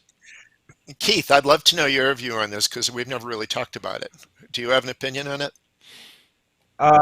If you don't need it, don't use it. And in particular, it's I forgot the chemistry, but it'll tie up other things. If you have an excess of one thing, it can take bonding sites from the others. Right. And it is a salt that can build up in the soil. You can leach it out if it's in the soil, but in a container or something, it can build up and cause problems. And I don't see any purported use for it. I see people treat it as though it was nitrogen. And I was trying to look real quick, but I couldn't do it. I don't remember the specifics of what magnesium's used for. I think it's partly cells, walls, or something. I don't think I got that right, but it's not going to do the effect like nitrogen will. No. And but you hear it reported doing all of these things, and I just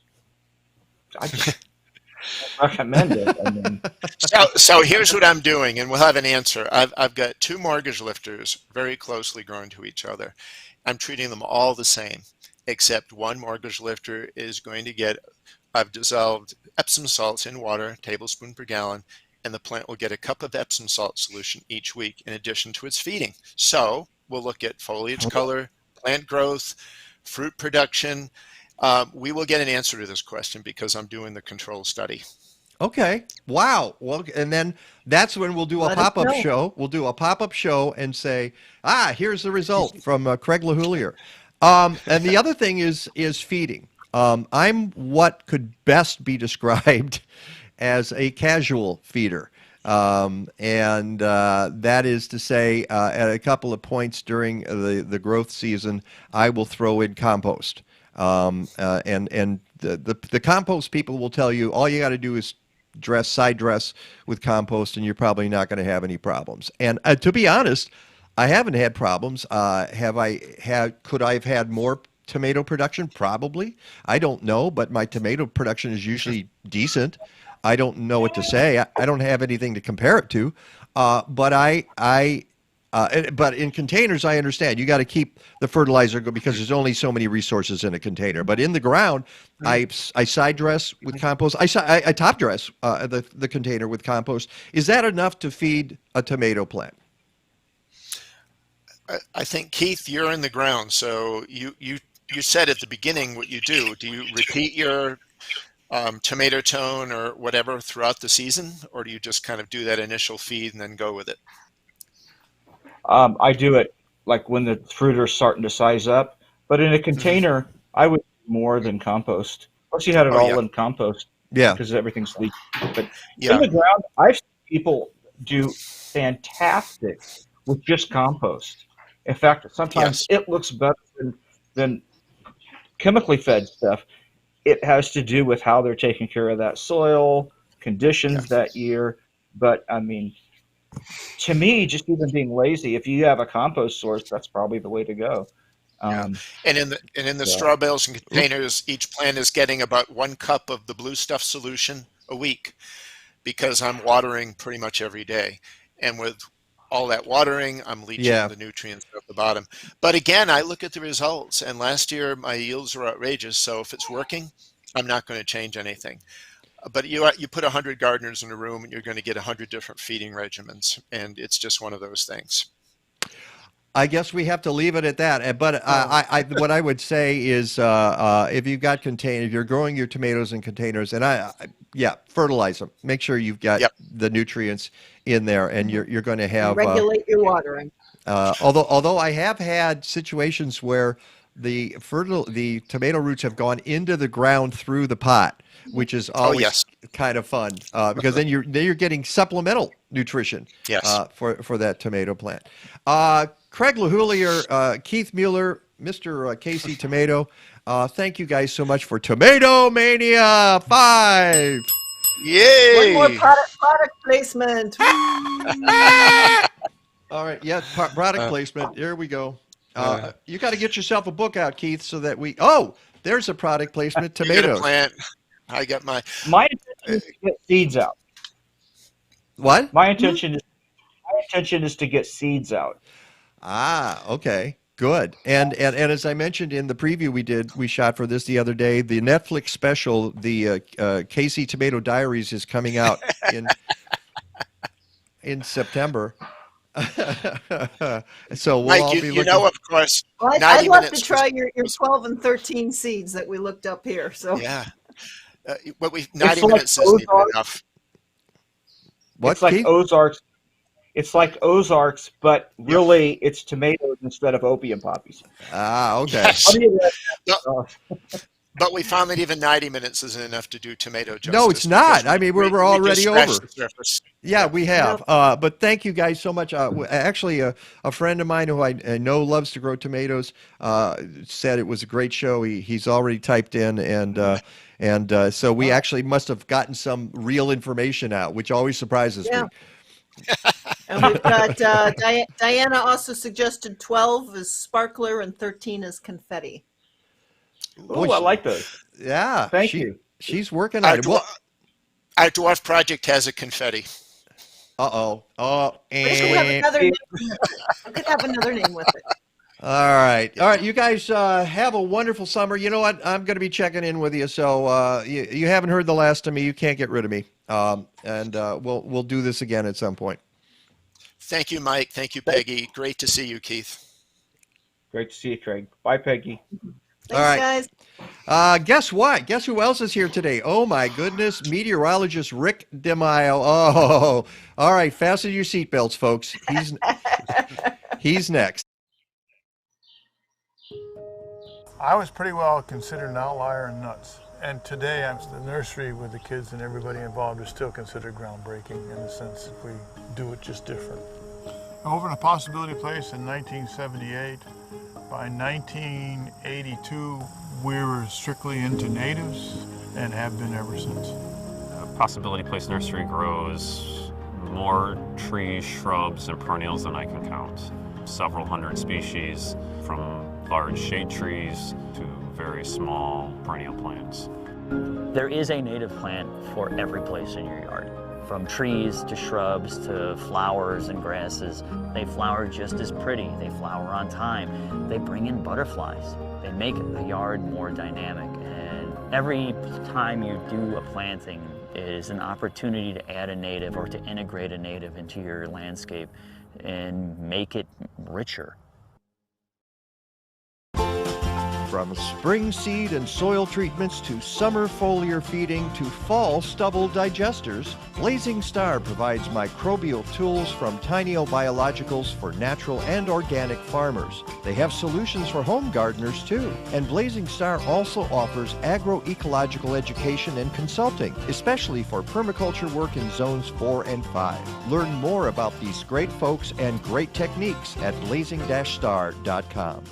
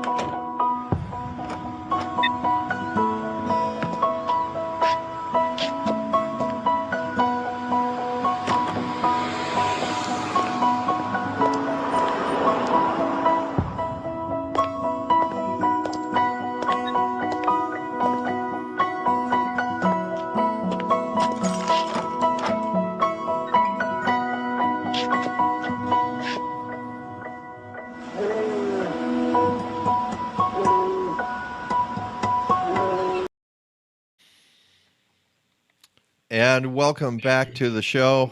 Another one of those PSAs that I tracked down. I thought that was pretty interesting. good. Way. Yeah, it's a good way to get it across. It's like you go away, you come back, and your habitat has changed forever. Well, look, who's here. If it Speaking of isn't being back. our old buddy Ricky DiMaio. Yep, and there's Jax. Yay, Jax! All right, wait. Let me get a view of You need Jax. the Jax cam there. There's the Jax cam. Hey, Jax. Jax.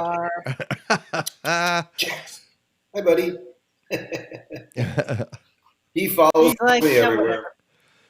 As long as I don't have a treat, but we just took a nice long walk, and it's actually pretty pleasant out. Still another day of a lake breeze along the shoreline of Lake Michigan, but the winds should actually turn a little bit more around to the south and southwest and warm us up a little bit. But yesterday, another disappointing day with temperatures, 15 degrees cooler than they should be, cloudy. We had a couple of sprinkles. We've had so many just miserable Saturdays this spring. Well, you see, you had say a couple of good ones and a couple of really bad ones. I see you consider it miserable. I looked at it and I thought, it's 60s, low 60s. I don't have a problem with that.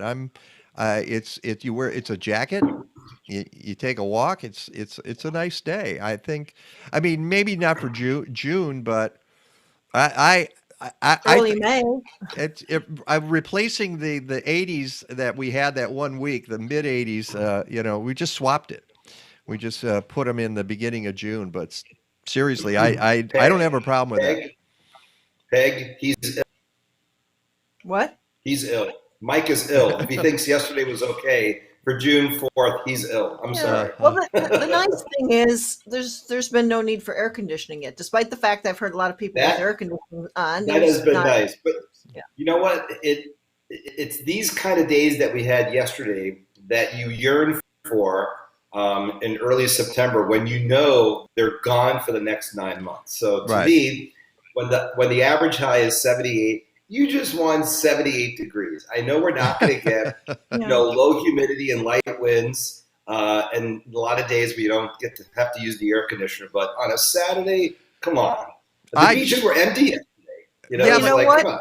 There's something redeeming in the weather in every day, though. Rick, we just got a comment from one of our viewers. Yesterday was perfect. I was able to work 10 hours in the yard. You're not going to drop over from the heat on a day like yesterday. Yeah, well, that's what happens when you pay them $10, Mike. They say that. Oh dear. Yeah, that's even if it's raining, there's something redeeming out there. True. Yeah, but I like it a little bit warmer. Yeah. But anyway, nice to be back. Everybody knows that I was gone for weeks. It was Mother's Day. I started taking care of my parents. And then last week was Memorial Day week. You just have a lot on my plate. But The places where I was in Florida, I had never been before. The Key West area, I just fell in love. And Rebecca and I did a 4-hour eco tour on a kayak through the mangroves. So we actually went up into Sugarloaf Key, which is about 17 miles east. It's the mile marker 17. Key West is 0. And did an amazing tour through the mangroves. And the woman who took us there was talking a lot about the environment, a lot about climate, a lot about sea level rise, a lot about the inundation of salt water into the Everglades. And it was probably one of the most informative tours that I've ever been on. And I told her, I said, you really need to do this, publicly and on some sort of like cable network, because you're really good. And it was really cool to be able to see that part of the Keys that we know in another 50 to 60 years most likely will not be looking the same way. It's not like the Keys are going to completely be underwater. We don't think it's going to happen like that. But it's nice that they're actually having those kind of tours where people are just not out there farting around on a boat, seeing the sun set and going, this is the best ever. But getting people into the environment and understanding the fragility of it, I think is what will probably bring the right type of people down to the Keys. And I think that's what's important about something like that. Yeah, last week, Peggy and I talked about this article that we posted. I posted on the blog about what's going on in Florida environmentally, and it's terrifying. Actually, it's just terrifying. Where they apparently want to build toll roads all over the state. That's a big issue.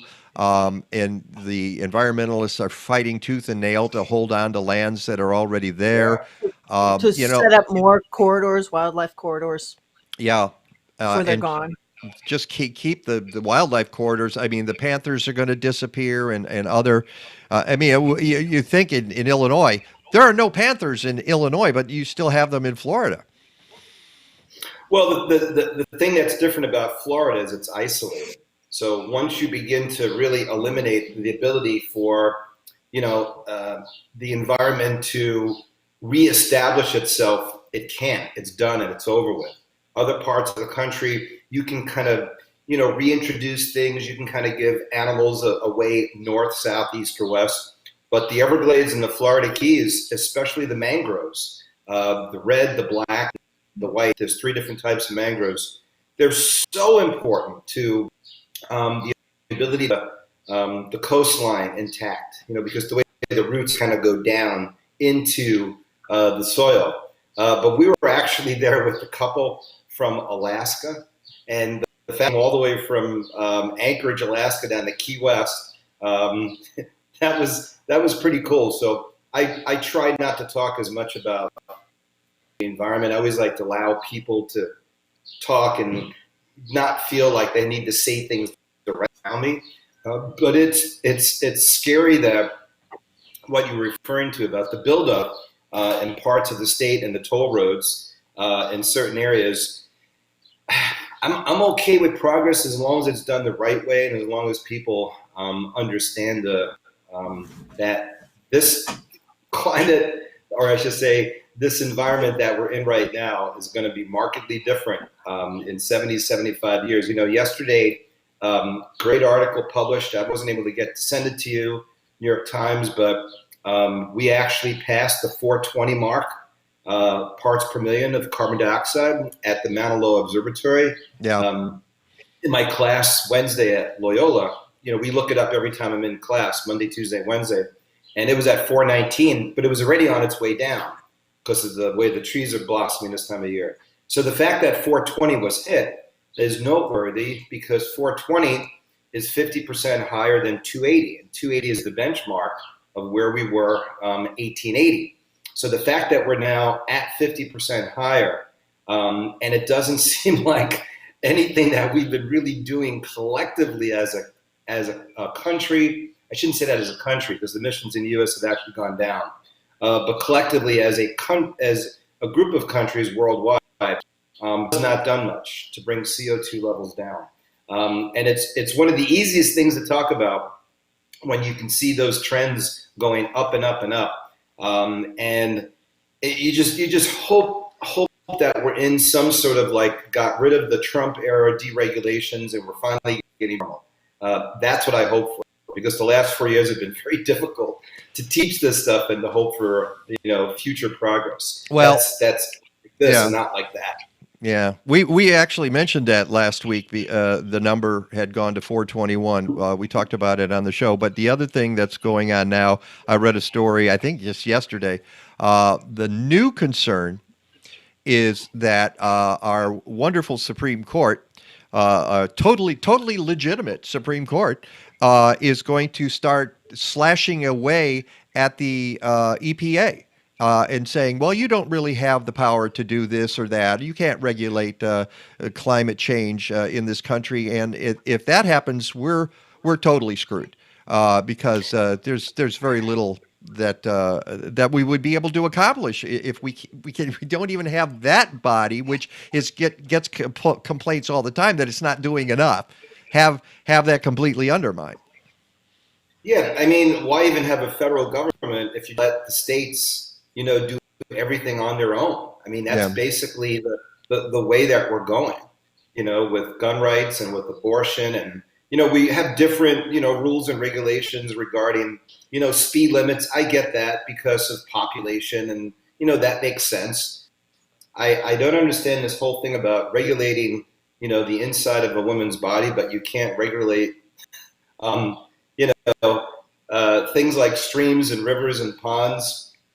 And ocean shorelines and the air that we breathe. I don't get that one bit. So some of my reviews that came in from Loyola said, man, this guy really knows his stuff, but the class was too political. He changed too seriously. Oh my God. I showed that to my department chair and my dean. She's like, I want more comments like that. Great. Good. Oh, yeah. Oh, yeah.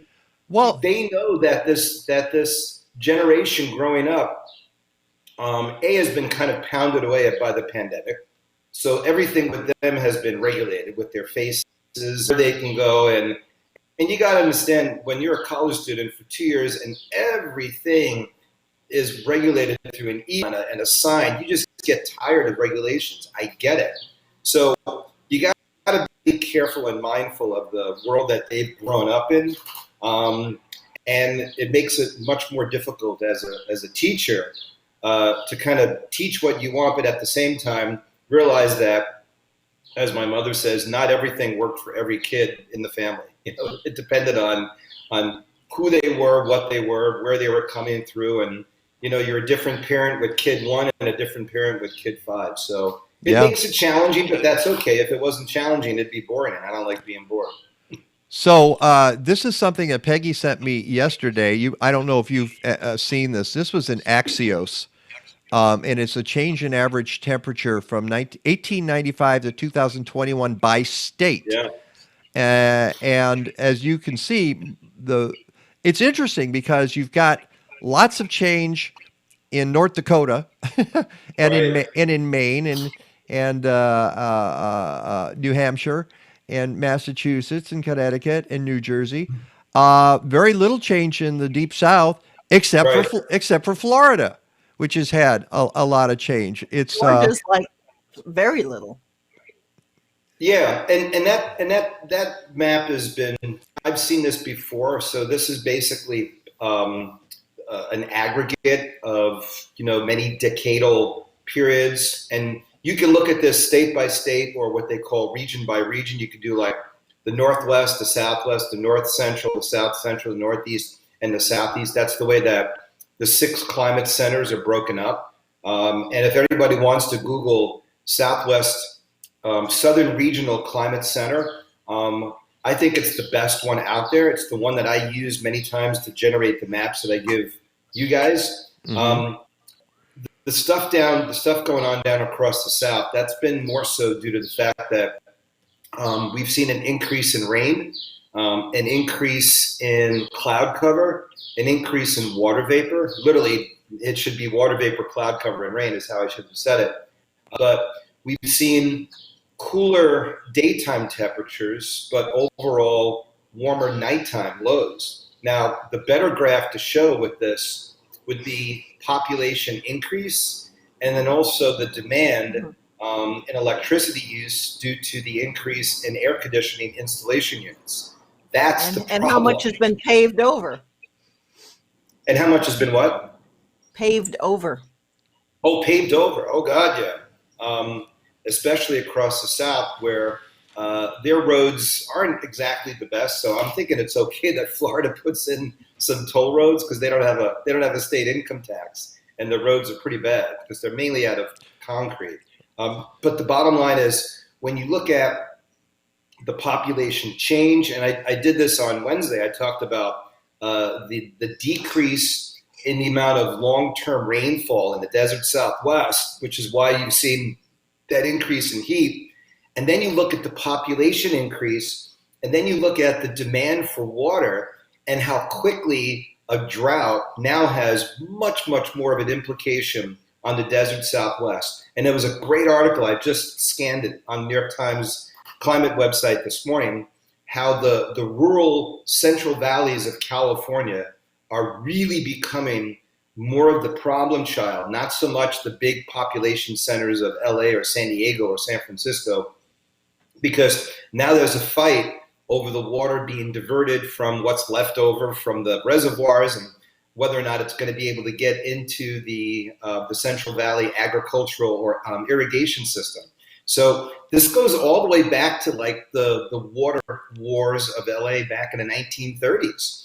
And it seems that the mindset, unfortunately, is also going backwards. So while the problem is the same thing over and over again, the mindset hasn't really gotten to the point where we can solve this from a federal level. So the federal government's got a lot on their hands because if you keep letting the states do it, then you're going to get into huge problems with Arizona and Colorado and New Mexico and Utah and California over who gets what from the Colorado River Basin. But the bottom line is that map that you showed shows not as hot because really you haven't seen an increase in high temperatures. We haven't really seen an increase in long-term heat waves in the Midwest over the last 40 years. We really haven't had long periods of really, really hot weather. We'll spike every once in a while. And that's weather. You got to be careful about the weather and the climate trend part here. But the bottom line is it's gotten warmer and more humid. And I know I talk to my parents all the time when my mom says, I don't want to be using my air conditioner in Florida in February. That's the time of year where they want to shut it off. So when you get into these really warm, humid patterns in these large cities in the Southeast, to me, the first thing I see is electricity demand, coal is being used, or natural gas. And that means fossil fuel increase is going up. So the more and more you look at those kind of things, you just see CO2 levels going up and up and up, and it ain't coming down anytime soon. No, it's not. And speaking of drought conditions, this is part of what you sent us, and the comparison between, last year was May 25th to May 30th, 2022, and you can see the change. There's 2021 and then 2022 here. And if you look, I'll back it up, and a really impressive difference in places like North Dakota, South Dakota, Minnesota, and even our area where we've talked about drought conditions here. It has really I think up. For sure. Yeah, the one thing for sure is the late season, storm after storm that we started to get in early March through May across the Dakotas, Minnesota, Wisconsin. I mean, huge amounts of snow. I mean, the drought basically is eradicated across the northern plains and in our neighborhood, our area as well. Even though there's a lot of blotchiness of non-red, if you want to call it that, the orange, in the desert Southwest, the aerial coverage has actually expanded from Northern California down into Texas. And even though they've had a lot of rain in Texas, it hasn't been in the place where they need it, which is over western Texas. So you notice Texas last year actually was pretty wet in the month of May.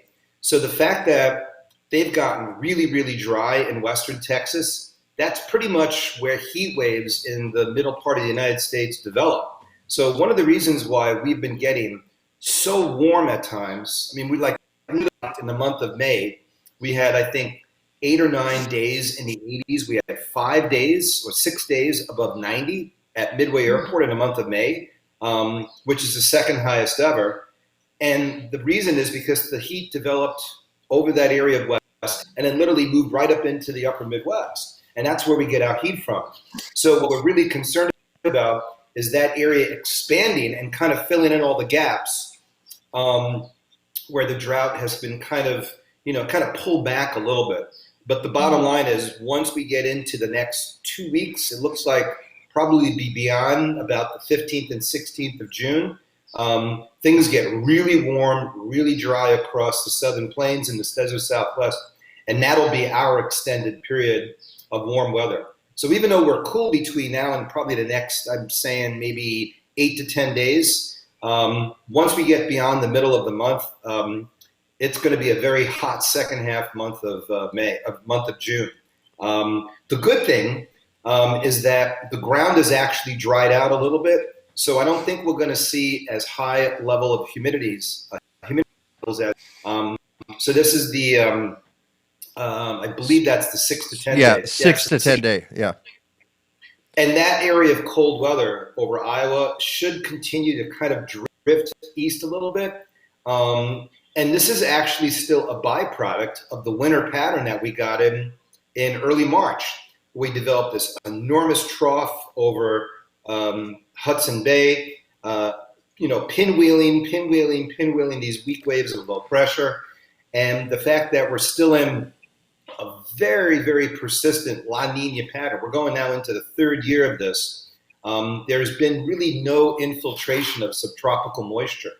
So that's one of the reasons why these systems, when they come in from the north and west, literally can develop right over the central part of the United States. So this takes us up to about the 14th or 15th. But once we get beyond that, it warms up really, really fast. And it'll probably stay that way for a week and a half. The only concern is how much rain we're able to get out of some of these systems that come through. So let's take we'll go through some of this really quickly here, starting with, hang on a second. There we go. This guy, the storm that just hit Florida and dumped copious amounts of rain, just amazing amounts of rain. And then into Cuba, too. Yeah, parts of Cuba, the Florida Keys, southern Florida. And again, I think when I talked about this last week in class, you're not going to see flooding in the Floridas. It rains there, it goes into the limestone, and it settles down into the ocean. It's your big populated areas that are going to get inundated by rain. And southern Florida, Homestead, Florida City, Miami yesterday, catastrophic street flooding. I mean, I haven't looked yet, but there were literally over 500 cars that were had to be towed out of literally 2 to 3 feet of water. They had 12 to 14 inches of rain. And this was during a new moon. When I was down in Key West, guys, I was down there for the full moon, and the streets were flooded.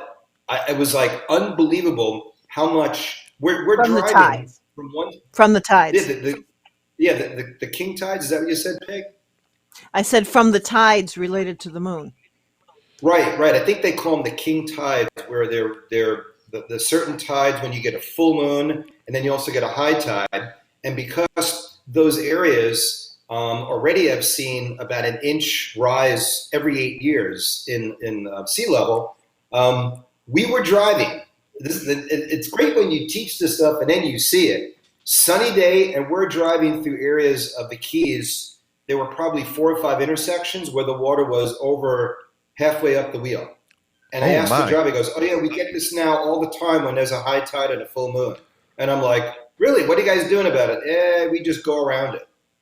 That's all they do. Wow. That's all they do. So the fact that we had 12 to 13 inches of rain and there was no high tide, there was no full moon, parts of southern Florida kind of got off the hook on this. And this storm actually never became a named storm. I Because know. It never got the right It didn't even get that kind of credit or cachet. It's not even a name. Come on, man. It was like potential tropical cyclone 1.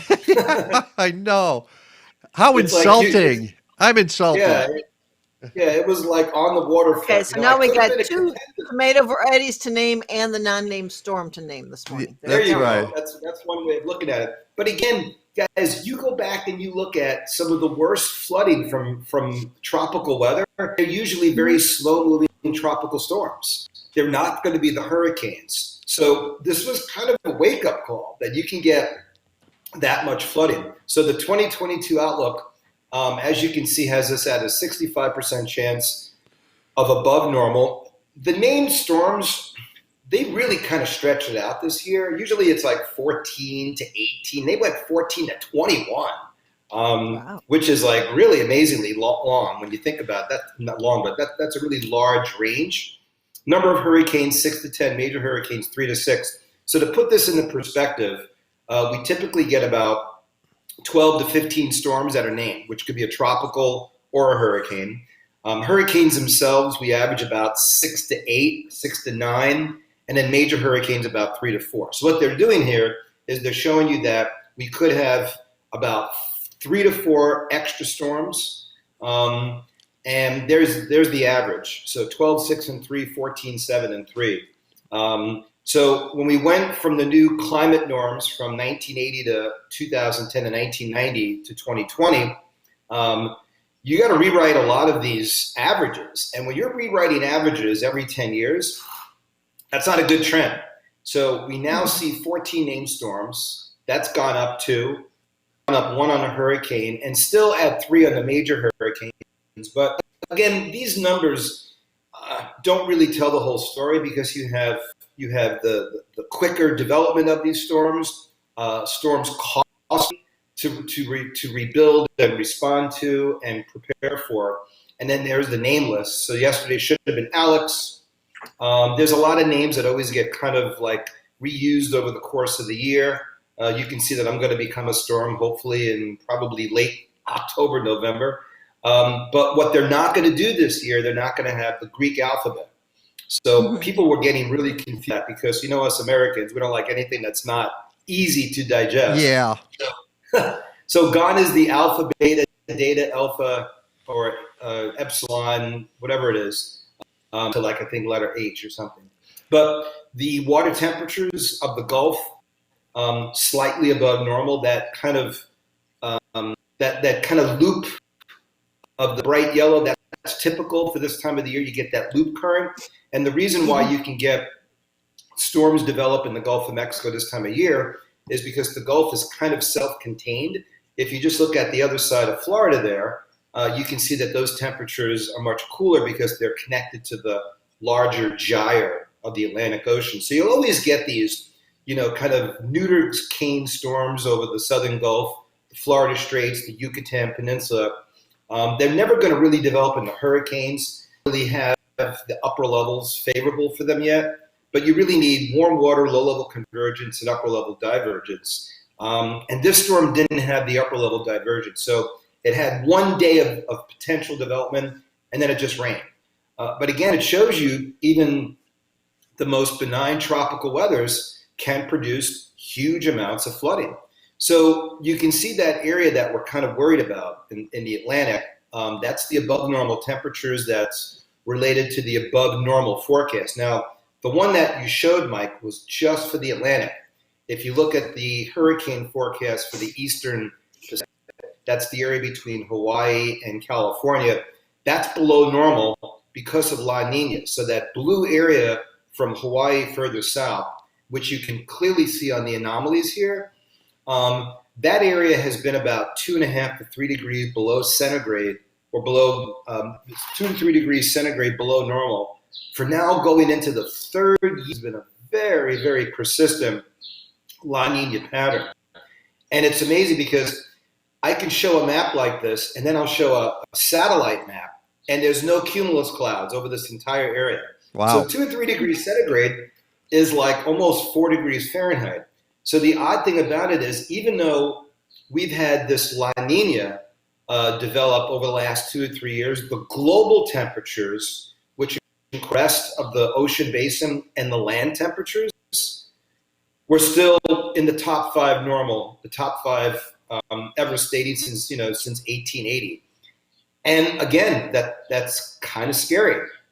So this was just the satellite view from the other day showing that storm. So I got out of Key West, had a good time. Although I don't know, being in a tropical island when there's a tropical storm is always kind of fun to do. That was just the forecast map for rainfall. And again, I guarantee you talk to people who live in Miami and in that South area, South Florida, and granted, you didn't have to evacuate, but it's almost like, okay, I didn't have to evacuate, but then I had to deal with flooding. So it's like, so you have the flooding, you have the winds that you have to worry about, and it's not like you can evacuate very easy in Florida. There's not many places to go. So this could be a very interesting tropical storm and hurricane season for this part or for this year. The Everglades, it was good they got their rain. Parts of Naples, this is kind of a down time for them anyway. Most people kind of abscram out of southern Florida unless you live down there. Yeah. So it's probably not going to get as much coverage on the news. But just to look at the overall trend of how these systems are beginning to develop gets kind of scary. By the way, more rain today for the Southern Plains. It's been a phenomenally wet period. Remember, they were wet even 2 years ago. So we've seen an increase in these early season heavy rain events. But think about it, even though we had a lot of rain this spring and a lot of days of rain, we still have not yet gotten into a heavy rain scenario. You think like 4 years ago when the Des Plaines River flooded, we haven't had that yet. So as far as I'm concerned, it can rain all at once in March and April, as long as by the time you get to the middle of May, it stops, because our trees and our grasses and lawns are about as green as I've seen them around here in many, many years. And I think it's great to be able to walk outside this time of year and not worry about, mosquitoes or bugs yet, and just enjoy the prettiness of the area, which right now it's pretty nice. Well, you talk about bugs. Maybe some bugs you don't need to worry about, but if you're in Peggy's backyard, this is what's showing up. Oh, cool. Already. Yeah. Yep. Isn't that amazing? That was yesterday. That was yesterday. That's a great photo, Peggy. That's just thanks. We're not even scheduled for a major cicada outbreak this year, but this one's certainly out early. Wow. You sure he didn't get lost in a transit someplace? Wow. Well, what a beautiful bug. there's another photo. It was that cicada was just emerged. There's another photo. Yeah, here it is. You can see oh my God! Yeah, that's really cool, Peg. You should probably call something about that, because that looks a little early. Yeah, that's kind of cool. Yeah.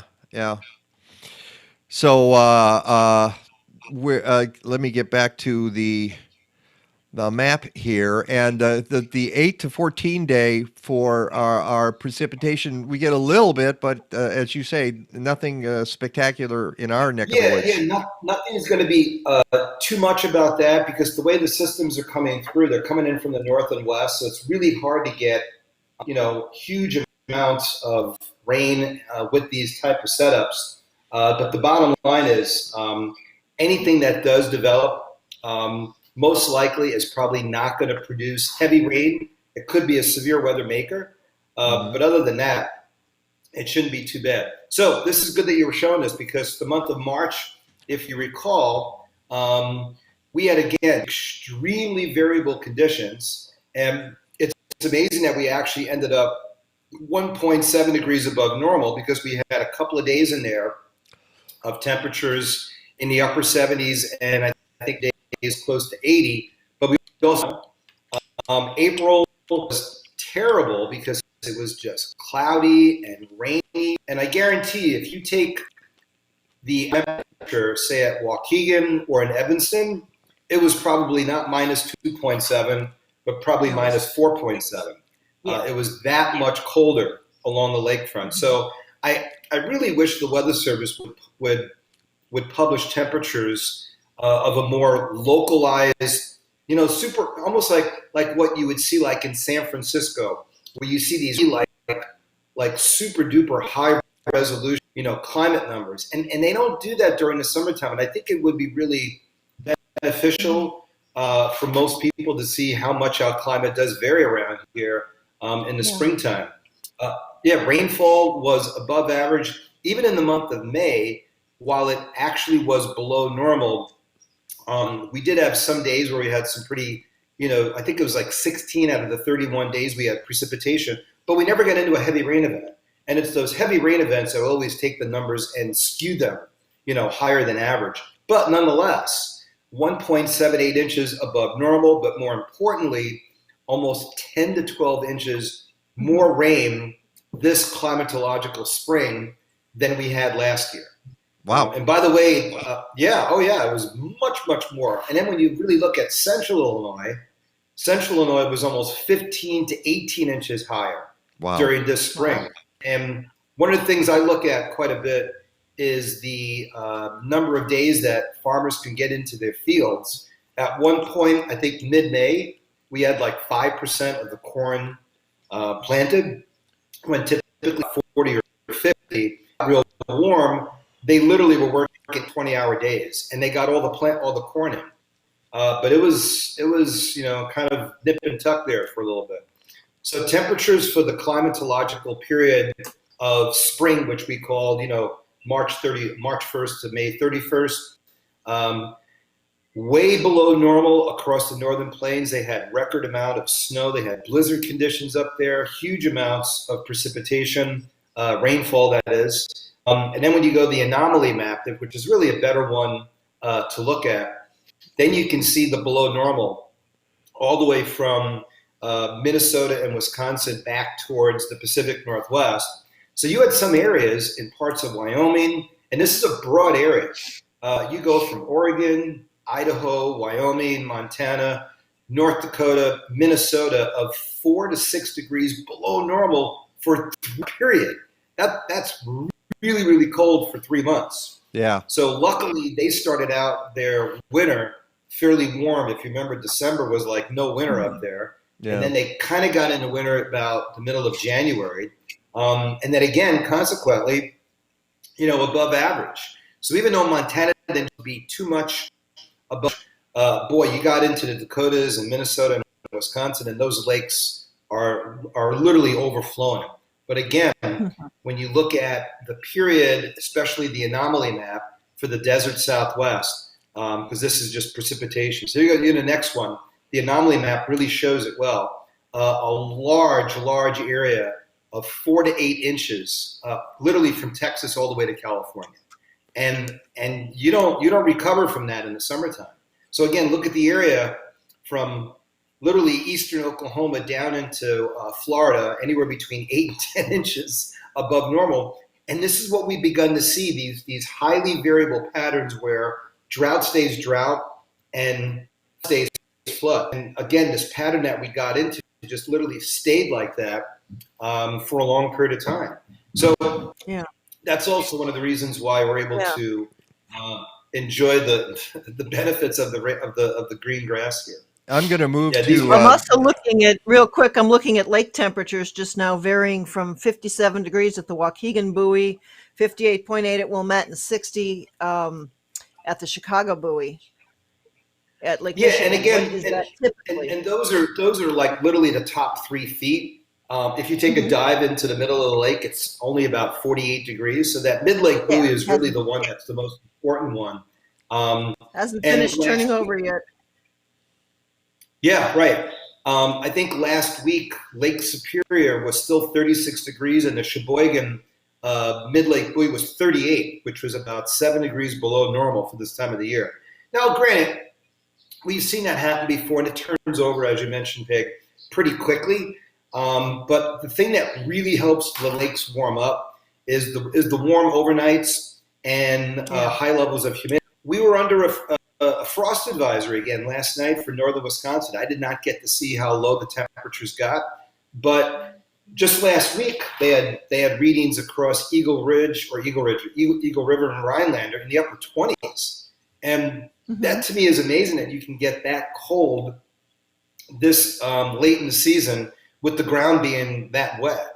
So really, just the cold across central Canada, really, really, really. The North Lake buoy, by the way, right now is 38.3. Yeah, that's insane. Yeah, 38. Yeah. That's crazy. And the shorelines are always going to be warmer. They're always going to be warmer. But yeah, when you get into the middle of the lake, that's really the better way of looking at the temperature. So that's today's map. So this front that went south of us is going to start to work its way north. So we'll get a few showers to the north of us, but I think today is going to turn out to be pretty good. The winds are going to turn around to the south. So we were in the 60s yesterday. We're going to go back into the upper 70s. But I think today is going to be dry. I don't see any rain coming back into the forecast into the area today. That changes tomorrow. So the fronts to the west of us slides through. So probably rain after midnight, much of the day tomorrow, kind of on the gray and wet side. And the problem now is that storm that's moving up the east coast there, well, off the east coast, is going to kind of, and it's going to block the pattern or block that system coming through. So it's not going to really clear us out too much. So even though the rain's out of here Monday night, we kind of stay cloudy and kind of coolish for Tuesday before yet another little ripple comes across the Midwest and rains on us on Wednesday. So rain tonight, off and on rain tomorrow, dry Tuesday, wet conditions on Wednesday. Again, nothing severe out of this, nothing in any way of heavy rain. But as long as we can get that tropical system kind of pushed off to the east, that'll allow us to warm up a little bit. So again, it rained almost all day yesterday from like Beloit, Wisconsin, northward to about the Dells, east to like Milwaukee. It literally rained all day, light rain. Yeah, and there was light rain all evening further north Illinois too. Yeah. I mean, we had sprinkles around here much of the day, but the steadier rain was to the north. So the next 7 days, we're not going to get a lot of heavy rain, but definitely rain tonight, rain Wednesday, and then it should dry out for Thursday and Friday. So the pattern is kind of still, as I say, kind of in that zonal flow where the systems are moving quickly. They're not coming in from the south. They're not bringing up the real high heat and humidity.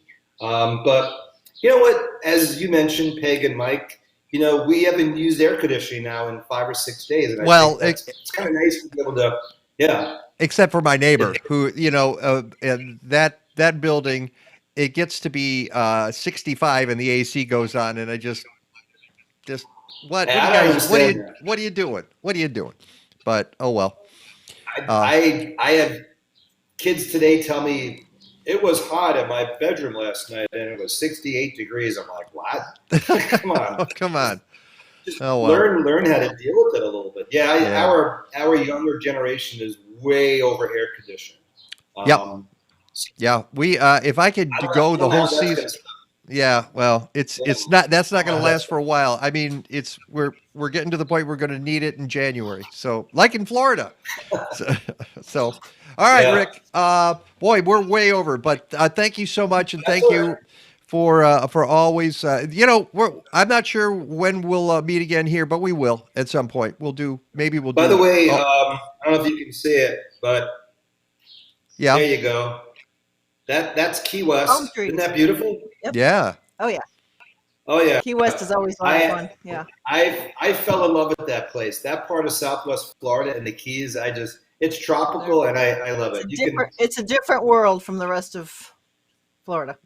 It really is, Peg. And you'll get those people down there that go, I moved down here 25 years ago and I never left. So I wish I can go back in time and relive my life like 2 or 3 different times so I can say, I went to the Teen Times and I never left. And I went to Key West and I went to Kona, Hawaii, and I never left. But that's why you thank the good Lord that you wake up and you feel good and you enjoy the things that are in front of you and hope for the best, right? So like you said, Mike, you were saying, we don't know when we'll see each other again, but I'm sure we'll be incommunicado with each other. Oh, yeah, absolutely. And we'll do more of this, the weather too. map's coming. Yeah, exactly. Keep us on your list. All right, Rick. By the way, if anybody wants to know, I'm now a regular Friday afternoon, 4:15 to 4:30 on Lisa Dent's show on WGN Radio. Wait. So I'll be with her every Friday afternoon for 15 minutes. Gargantua down the dial. Never heard of him. I have no Gargantua. idea. Yeah. Oh, Gargantua Yeah, Radio. yeah. Right. All right. Gargantua Radio. What time? 4:15 to 4:30 Friday afternoon, talking weather and climate, and hopefully educating the public on things. So. Well, make sure they pay you because the hallways are filled with $50 bills on the floor. We've gone from $20 bills to $50 bills at. I'm just hoping for an Abraham Lincoln. That's all I want. Okay, good. I hope they lay something on you, so they'd better. Otherwise, call me and I'll talk to them. I'll have a little chat with them. I want Lincolns, not Lincolns, my friend. Okay, Lincolns. I don't know why you want Lincolns. A $5 bill as opposed to a $1 bill. No, you want Benjamins, baby. Fat chance on that. Yeah, I know. Well, yeah, I worked for them. I know. Fat chance. All right, Rick. Enjoy. Yeah, so catch Rick on Gargantua Radio Fridays at 4:15. That's great. Yeah, Sounds somebody good, asked guys. for the link. We don't have the link yet at this point. So To what? A link for what? Oh, Rick's Friday spot. I don't think there's going to be a link. Maybe there will be. Maybe they'll put it up there someplace. Oh, there'll be a link, but All right. when I'm on, there'll be a link. I haven't been on yet. So. Okay. All righty. A link to be. Keep asking for the Benjamins. Oh, and say hi to Jax. Jax. Hey, Jax. Well, he's Wake just up, Jax. Hello. He's just waiting for another walk. Yep, I got to get him out. All right, see you guys. All right. You take care. Yep. All right. I was going to show cicadas in your backyard, but I've already done You that. can show it again. Well, I suppose I could. Okay, hold on. Because it's a great photo. I love the photo of the cicada. You know what else I didn't show? Wait, I didn't show the nasty Craig LeHoullier's nasty shorts. There we are. I have to. Ooh. Yeah, they're nasty. And the Crocs he's wearing on his feet. And the Crocs. I mean, I don't know. Some people. Oh well. Good thing he's so good at growing tomatoes, and his book is wonderful. And here's the cicada in your backyard, which it's just boy, that's a great photo.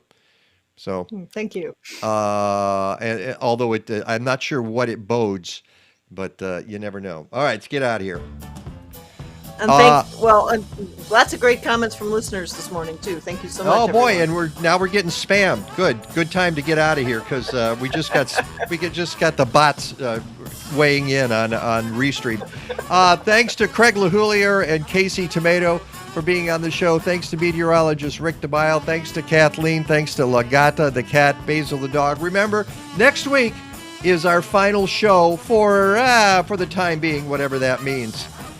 So we hope you join us then. Thank you, everybody watching today. Great comments. Good questions.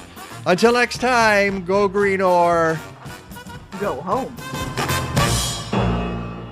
Stadler? Yeah, what? Is that it? Yes, it's over. How'd you like it? I don't know. I slept through the whole thing. Well, you didn't miss much.